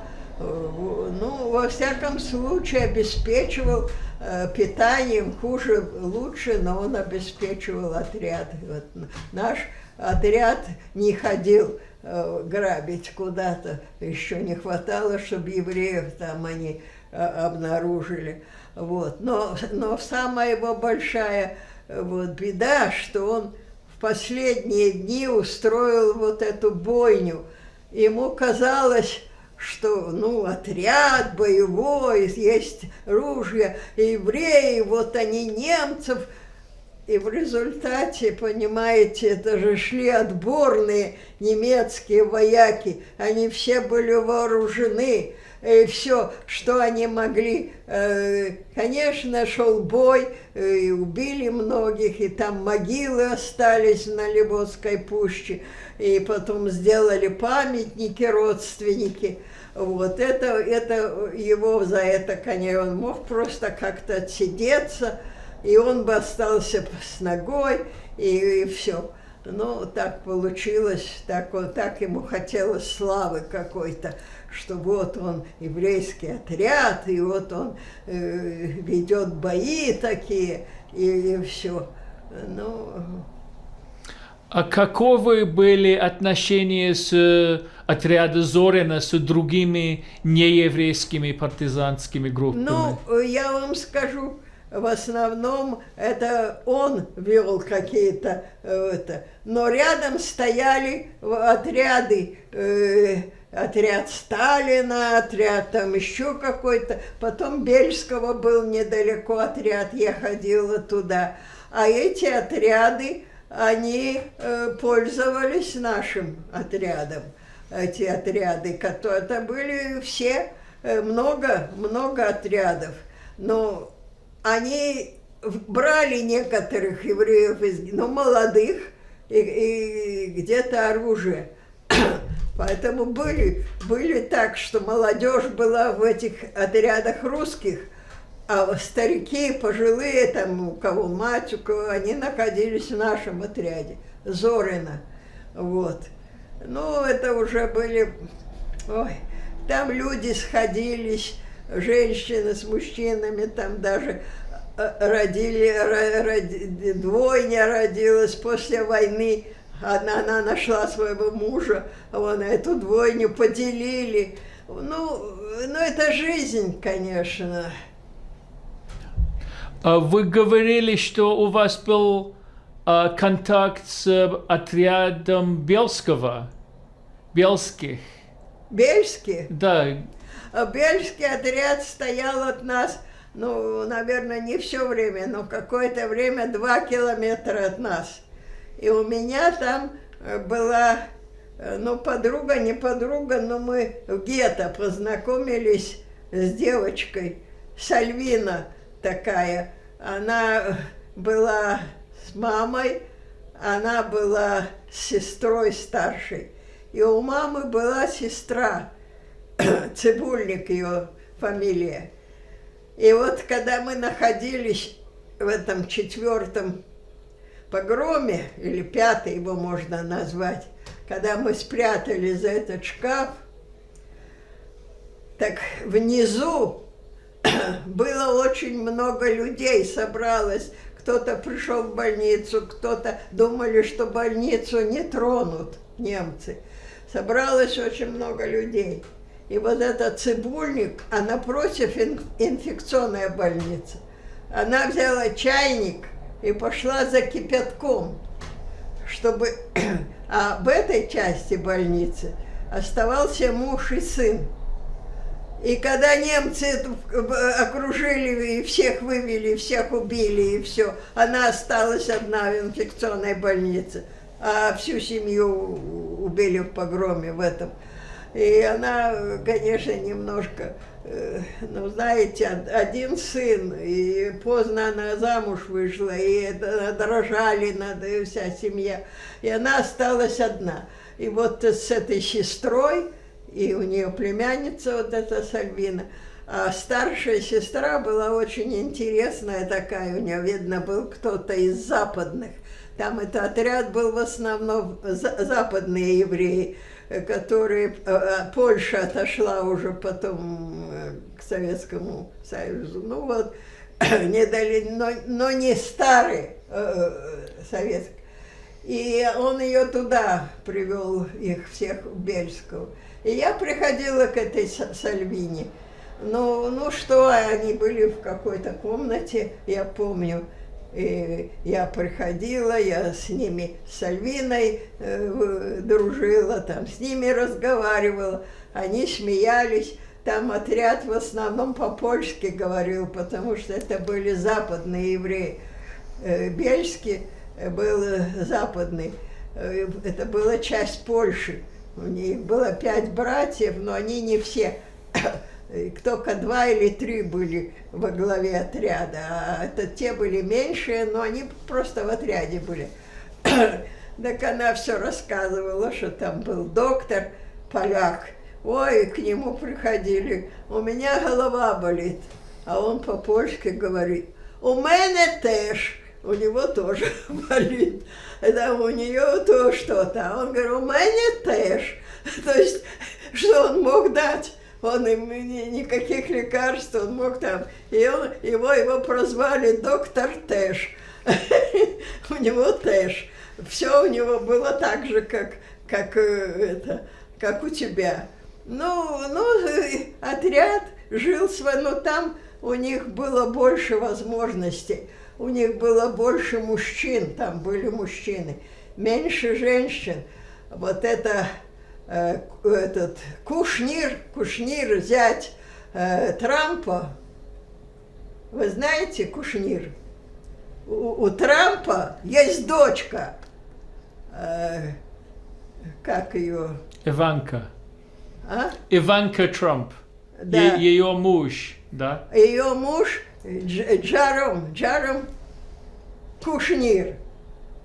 Так вот, его бабушка этого Джарума, она была тоже в гетто, и его дедушка, или это прадедушка, они были в гетто тоже в этом, под Минском.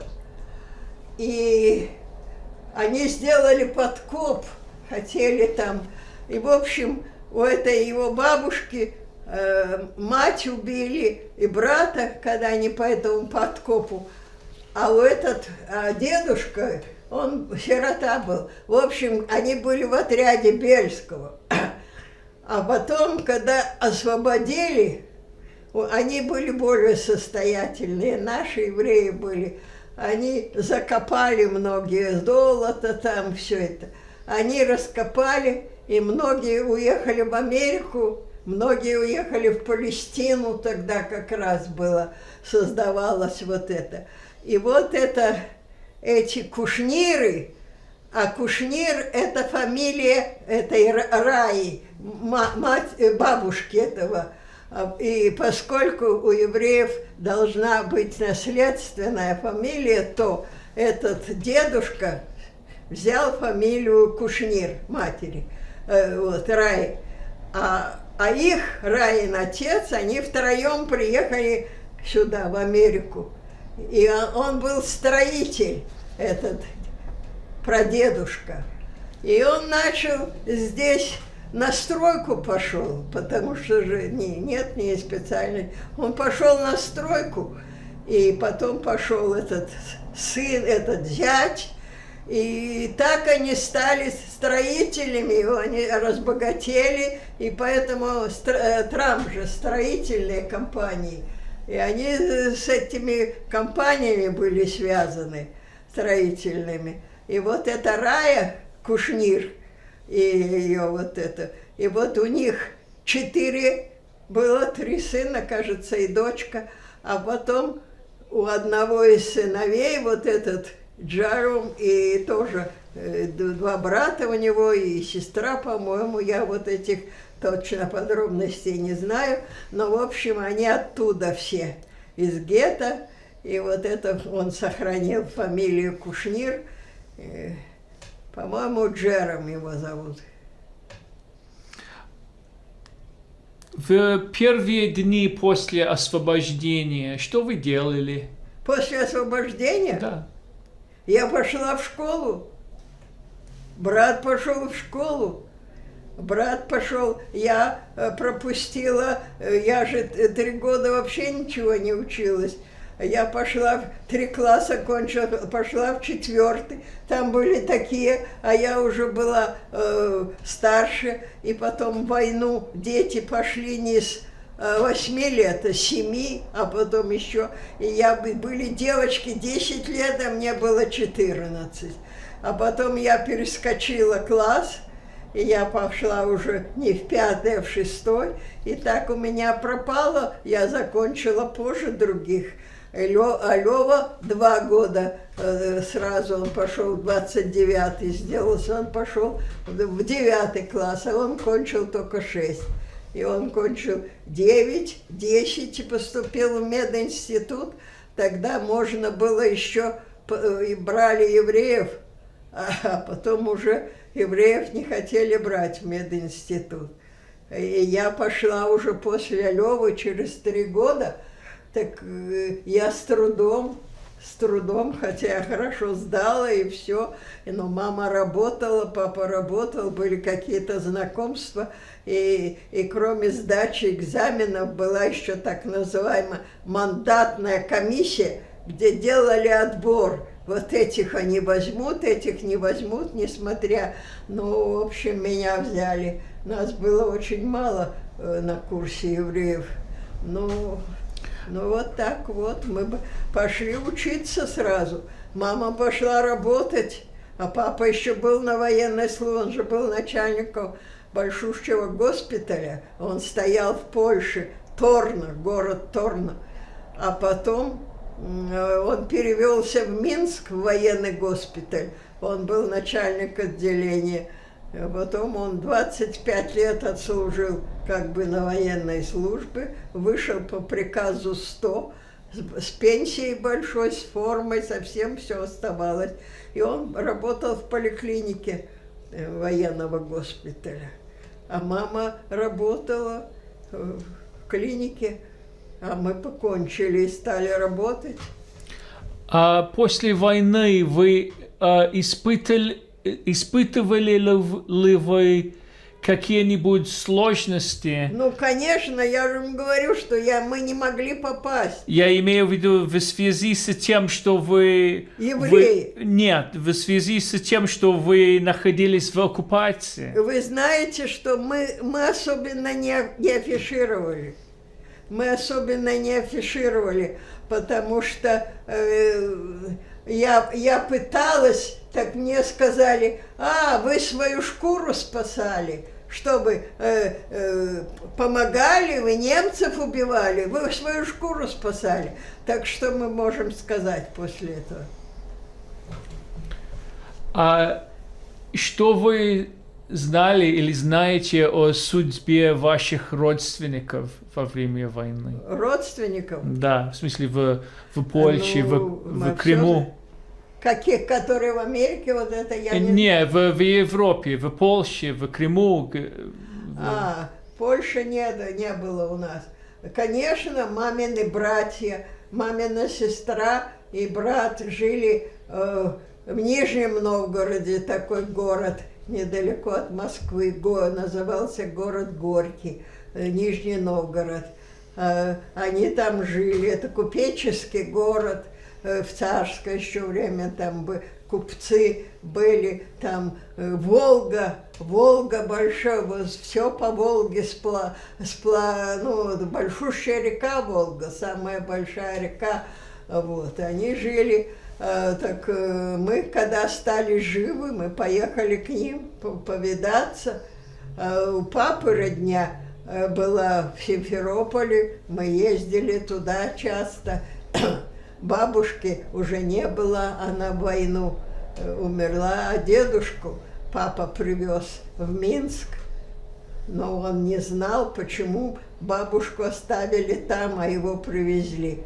И когда приехала папина сестра, у которой они жили, он стал кричать: «Вуез де Малки, где его жена?»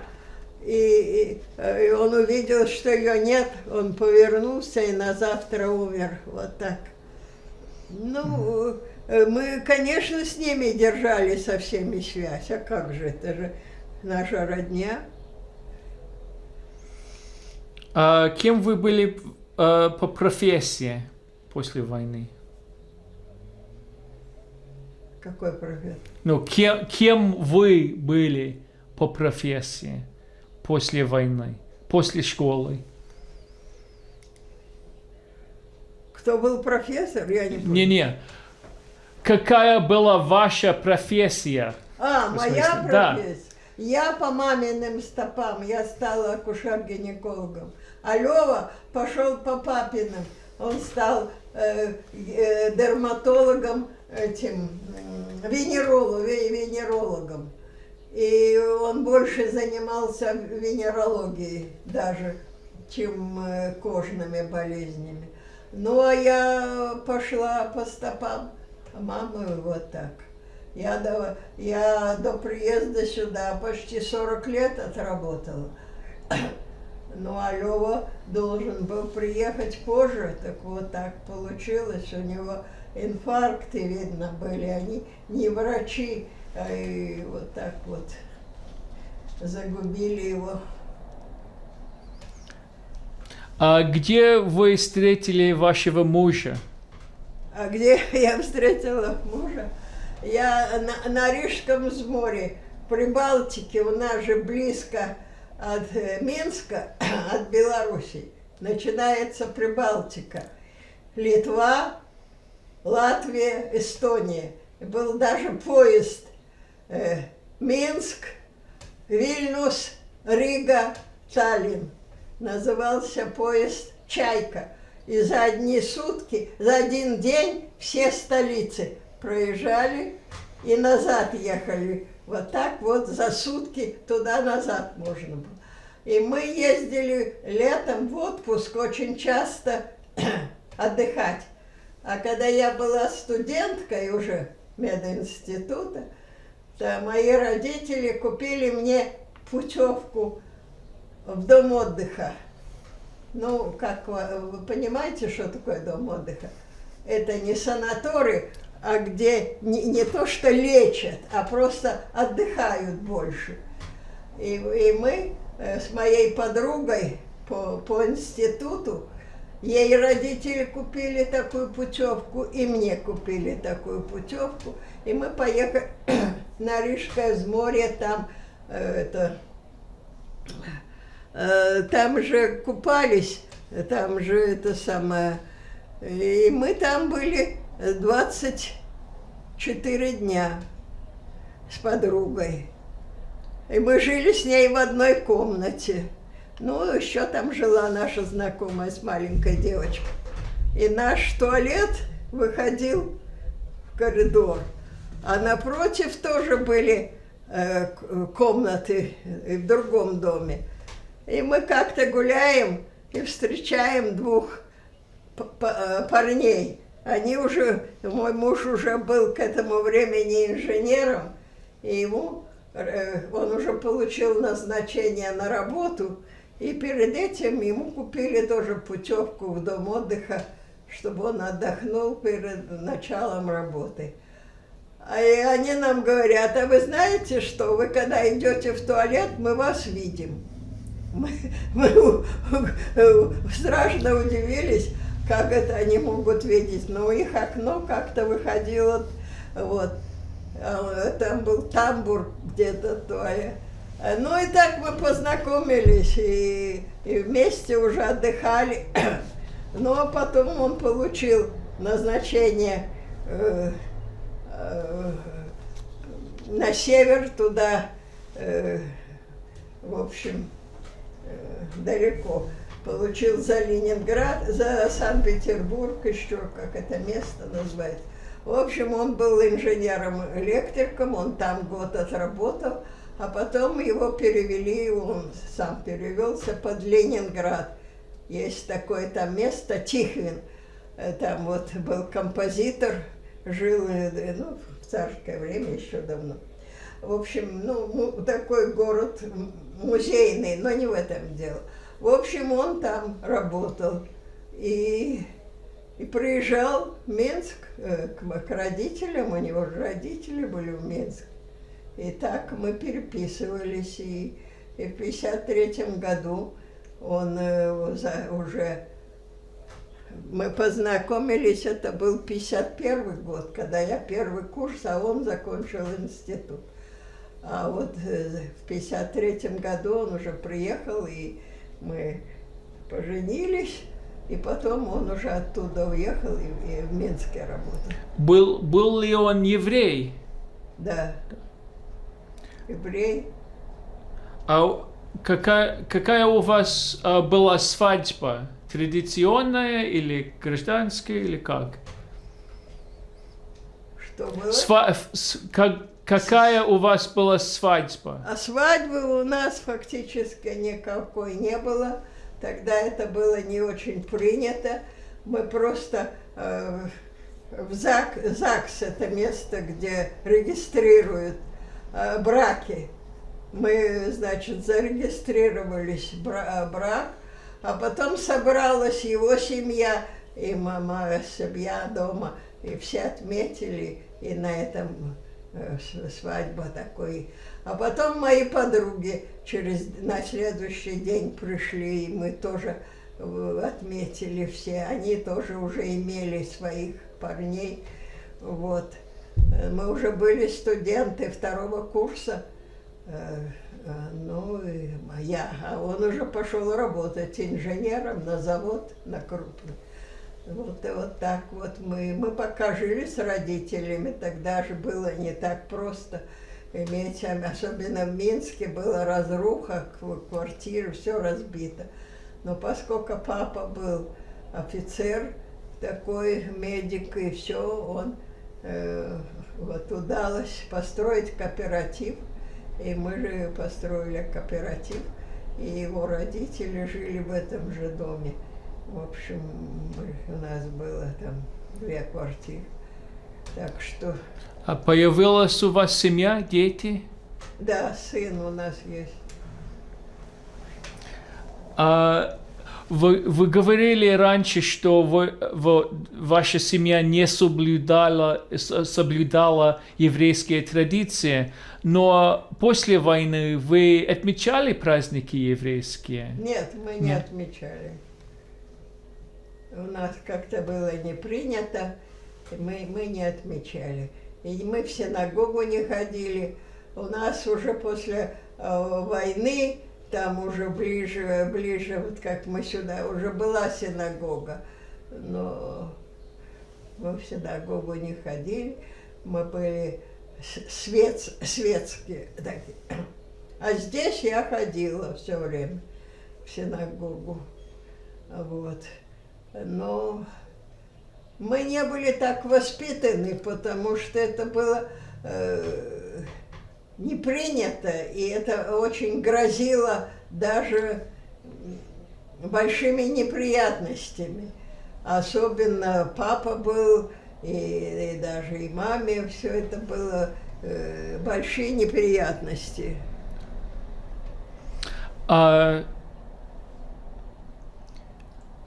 Хотел спросить и забыл, что я хотел спросить. После войны каковы были отношения с нееврейским населением Минска? Нееврейскими? Да. По-разному. Я как врач, я не могла делить это еврейку, я буду лечить, а эту не еврейку.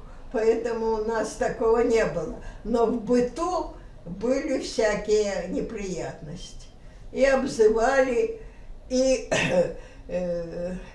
нельзя было то, нельзя было это, нельзя было, сын с трудом поступил в институт, потому что трудно было в институт поступить, а в мединститут вообще разговора не было, не брали. Что вы помните о годах перестройки? Перестройки помню, Да. конечно. Это был 85-й год. Но, Все окей. окей? Да. Распада You will sleep? распада Советского Союза. Что вы помните? Как это вас трогало? Нас Распад. это очень затронуло. Нас это очень затронуло. Ну, когда пришел Горбачев и была перестройка, конечно, уже стало легче немножко. Во-первых, даже когда уже появился Брежнев, и умер Сталин, и не было уже Хрущева, если вы знаете таких людей, а пришел Брежнев, то я уже смогла поехать и защитить диссертацию. До этого уже было невозможно. Кандидатскую, первую, как это сказать, не мастер, а бачелор. Первая ступень у вас. А у нас это называлось кандидатская диссертация. Так я смогла уже поехать и защитить в Симферополе. А докторскую очень было трудно. Евреям не разрешали. Буквально. А дело врачей, поскольку у вас мама и папа врачи, как дело врачей вас? Дело врачей не коснулось.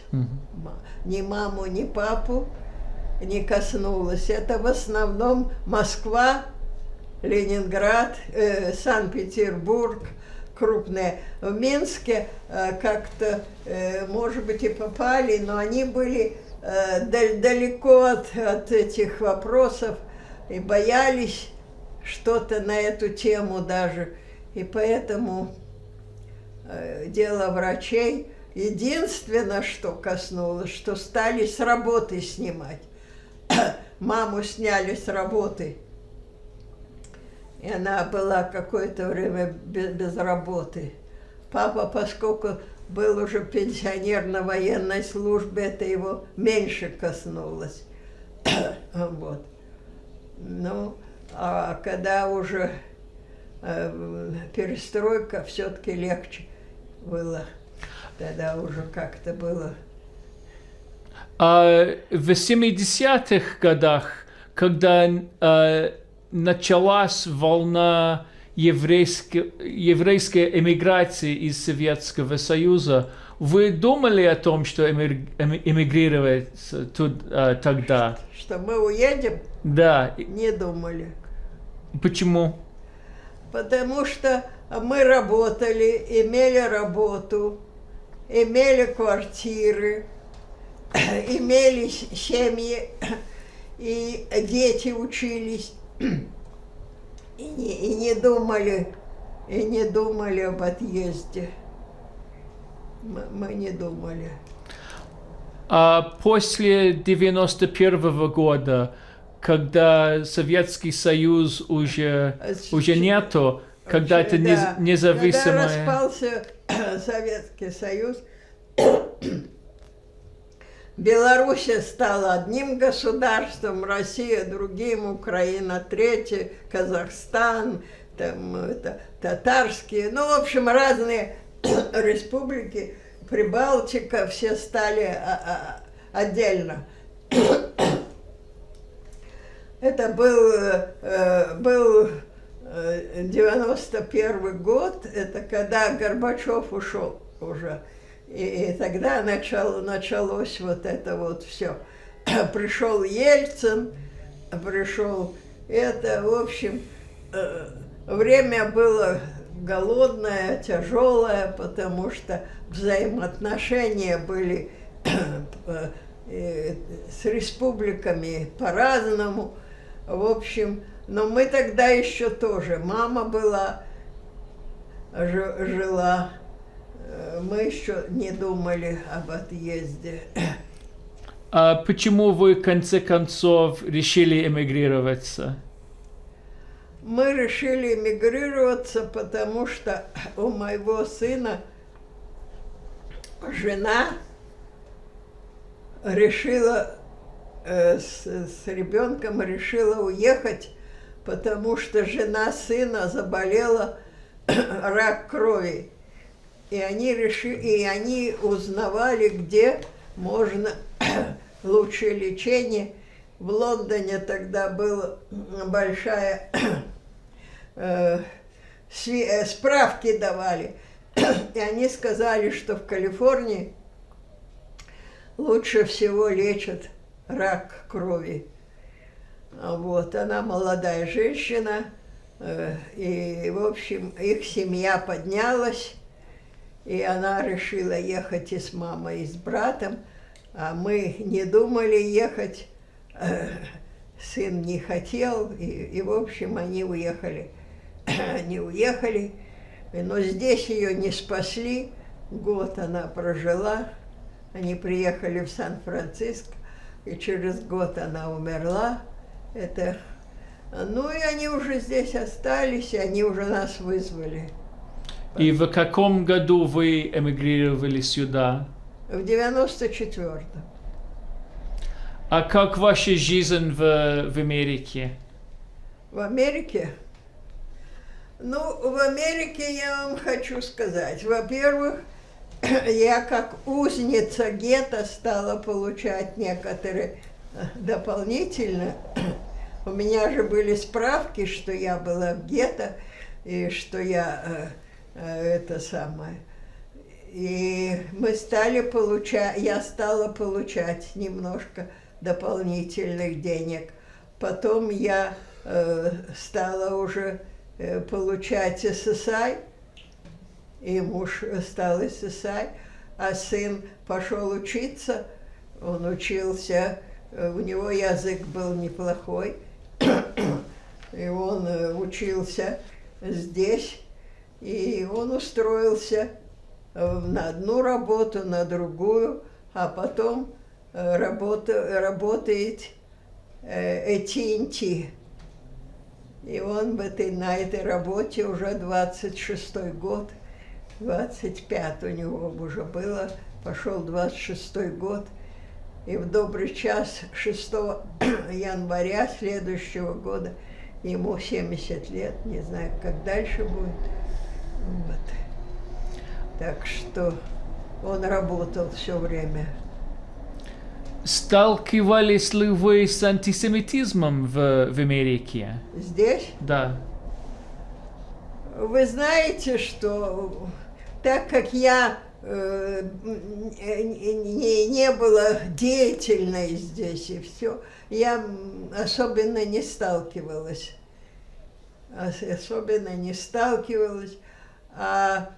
А сын, здесь он не считается, они видят, все русские, евреи русские, и украинец русский, и татарин, все русские. Так что, и он, главное, светлый такой, он как-то, русский работает. Дотошно какой, это там они не уточняют. Может быть, они и знают это, но так особенно. Вообще на работе трудно проработать 25 лет. Это тяжелая работа.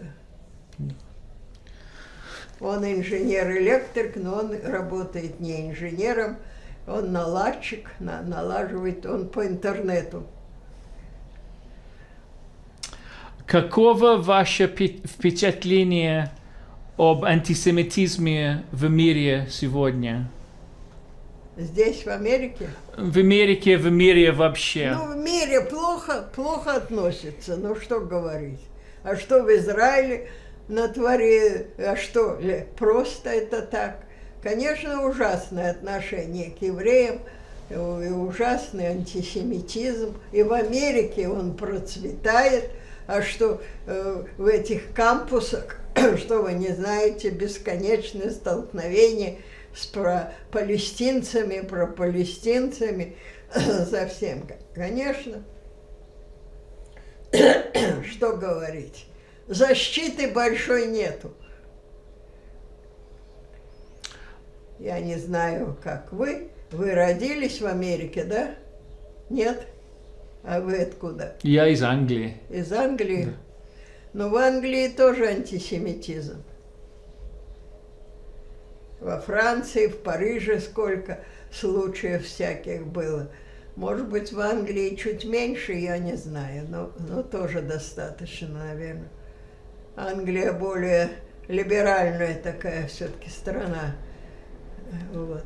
А в Израиле что творится? Ни дня покоя. Конечно.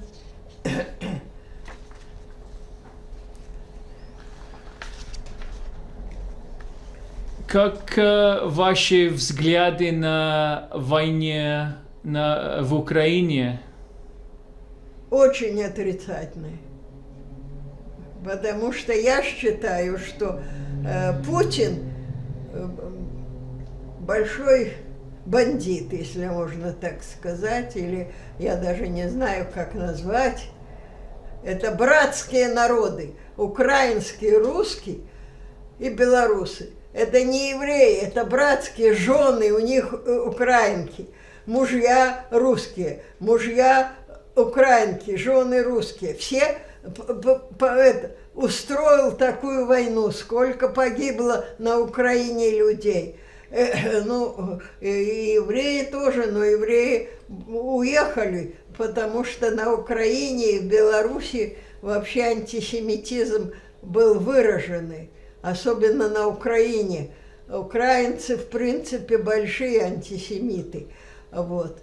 Но в Беларуси, особенно после войны, когда были немцы, и они при немцах все хорошо жили, и белорусы, и украинцы, кроме евреев, их же не убивали, они открыли частные практики, они вели медицинскую работу, они все разбогатели за счет еврейских квартир, за счет еврейского богатства, за счет всего.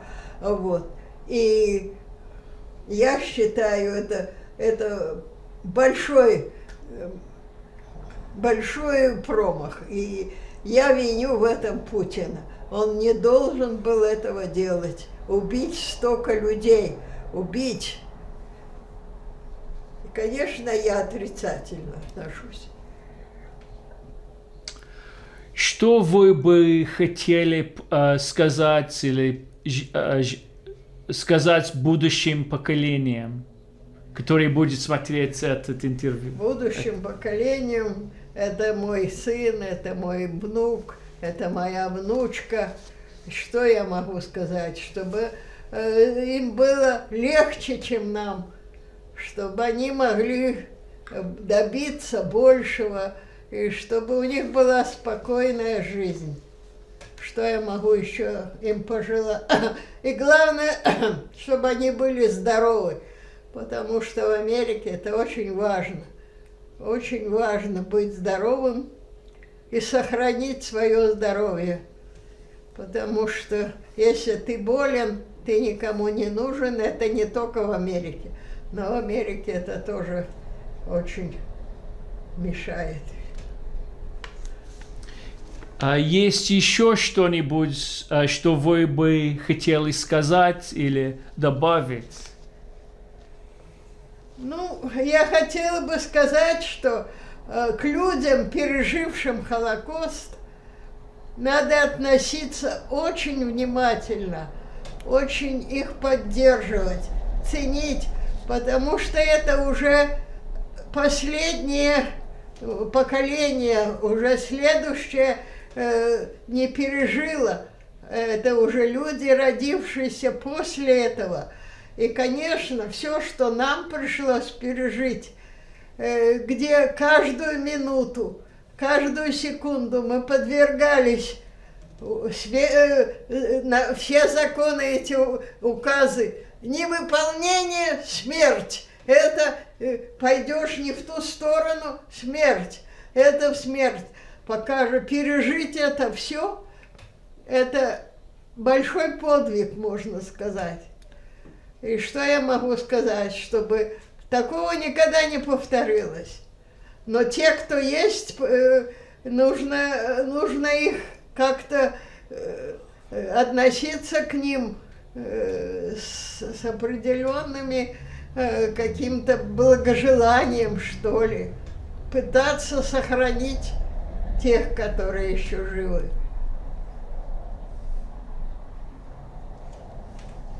Я могу только сказать о себе.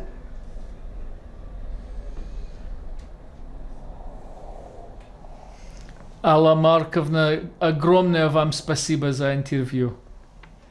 Пожалуйста, если я что-то могла, это может быть только 10-я часть того, что пришлось пройти. Но ведь все нельзя охватить так, вы понимаете? Это было на каждом шагу, в каждом движении. Это какое-то существует, судьба, я не знаю. Мы не знаем, существует ли Бог. Мы не знаем, но какое-то есть высшее существо. Мы так думаем. Ну, во всяком случае, это судьба. То, что тебе начертано на всю твою жизнь. Может быть, вы таких тонкостей не понимаете, я не знаю, как, понимаете, в Америке по-другому немножко мыслят.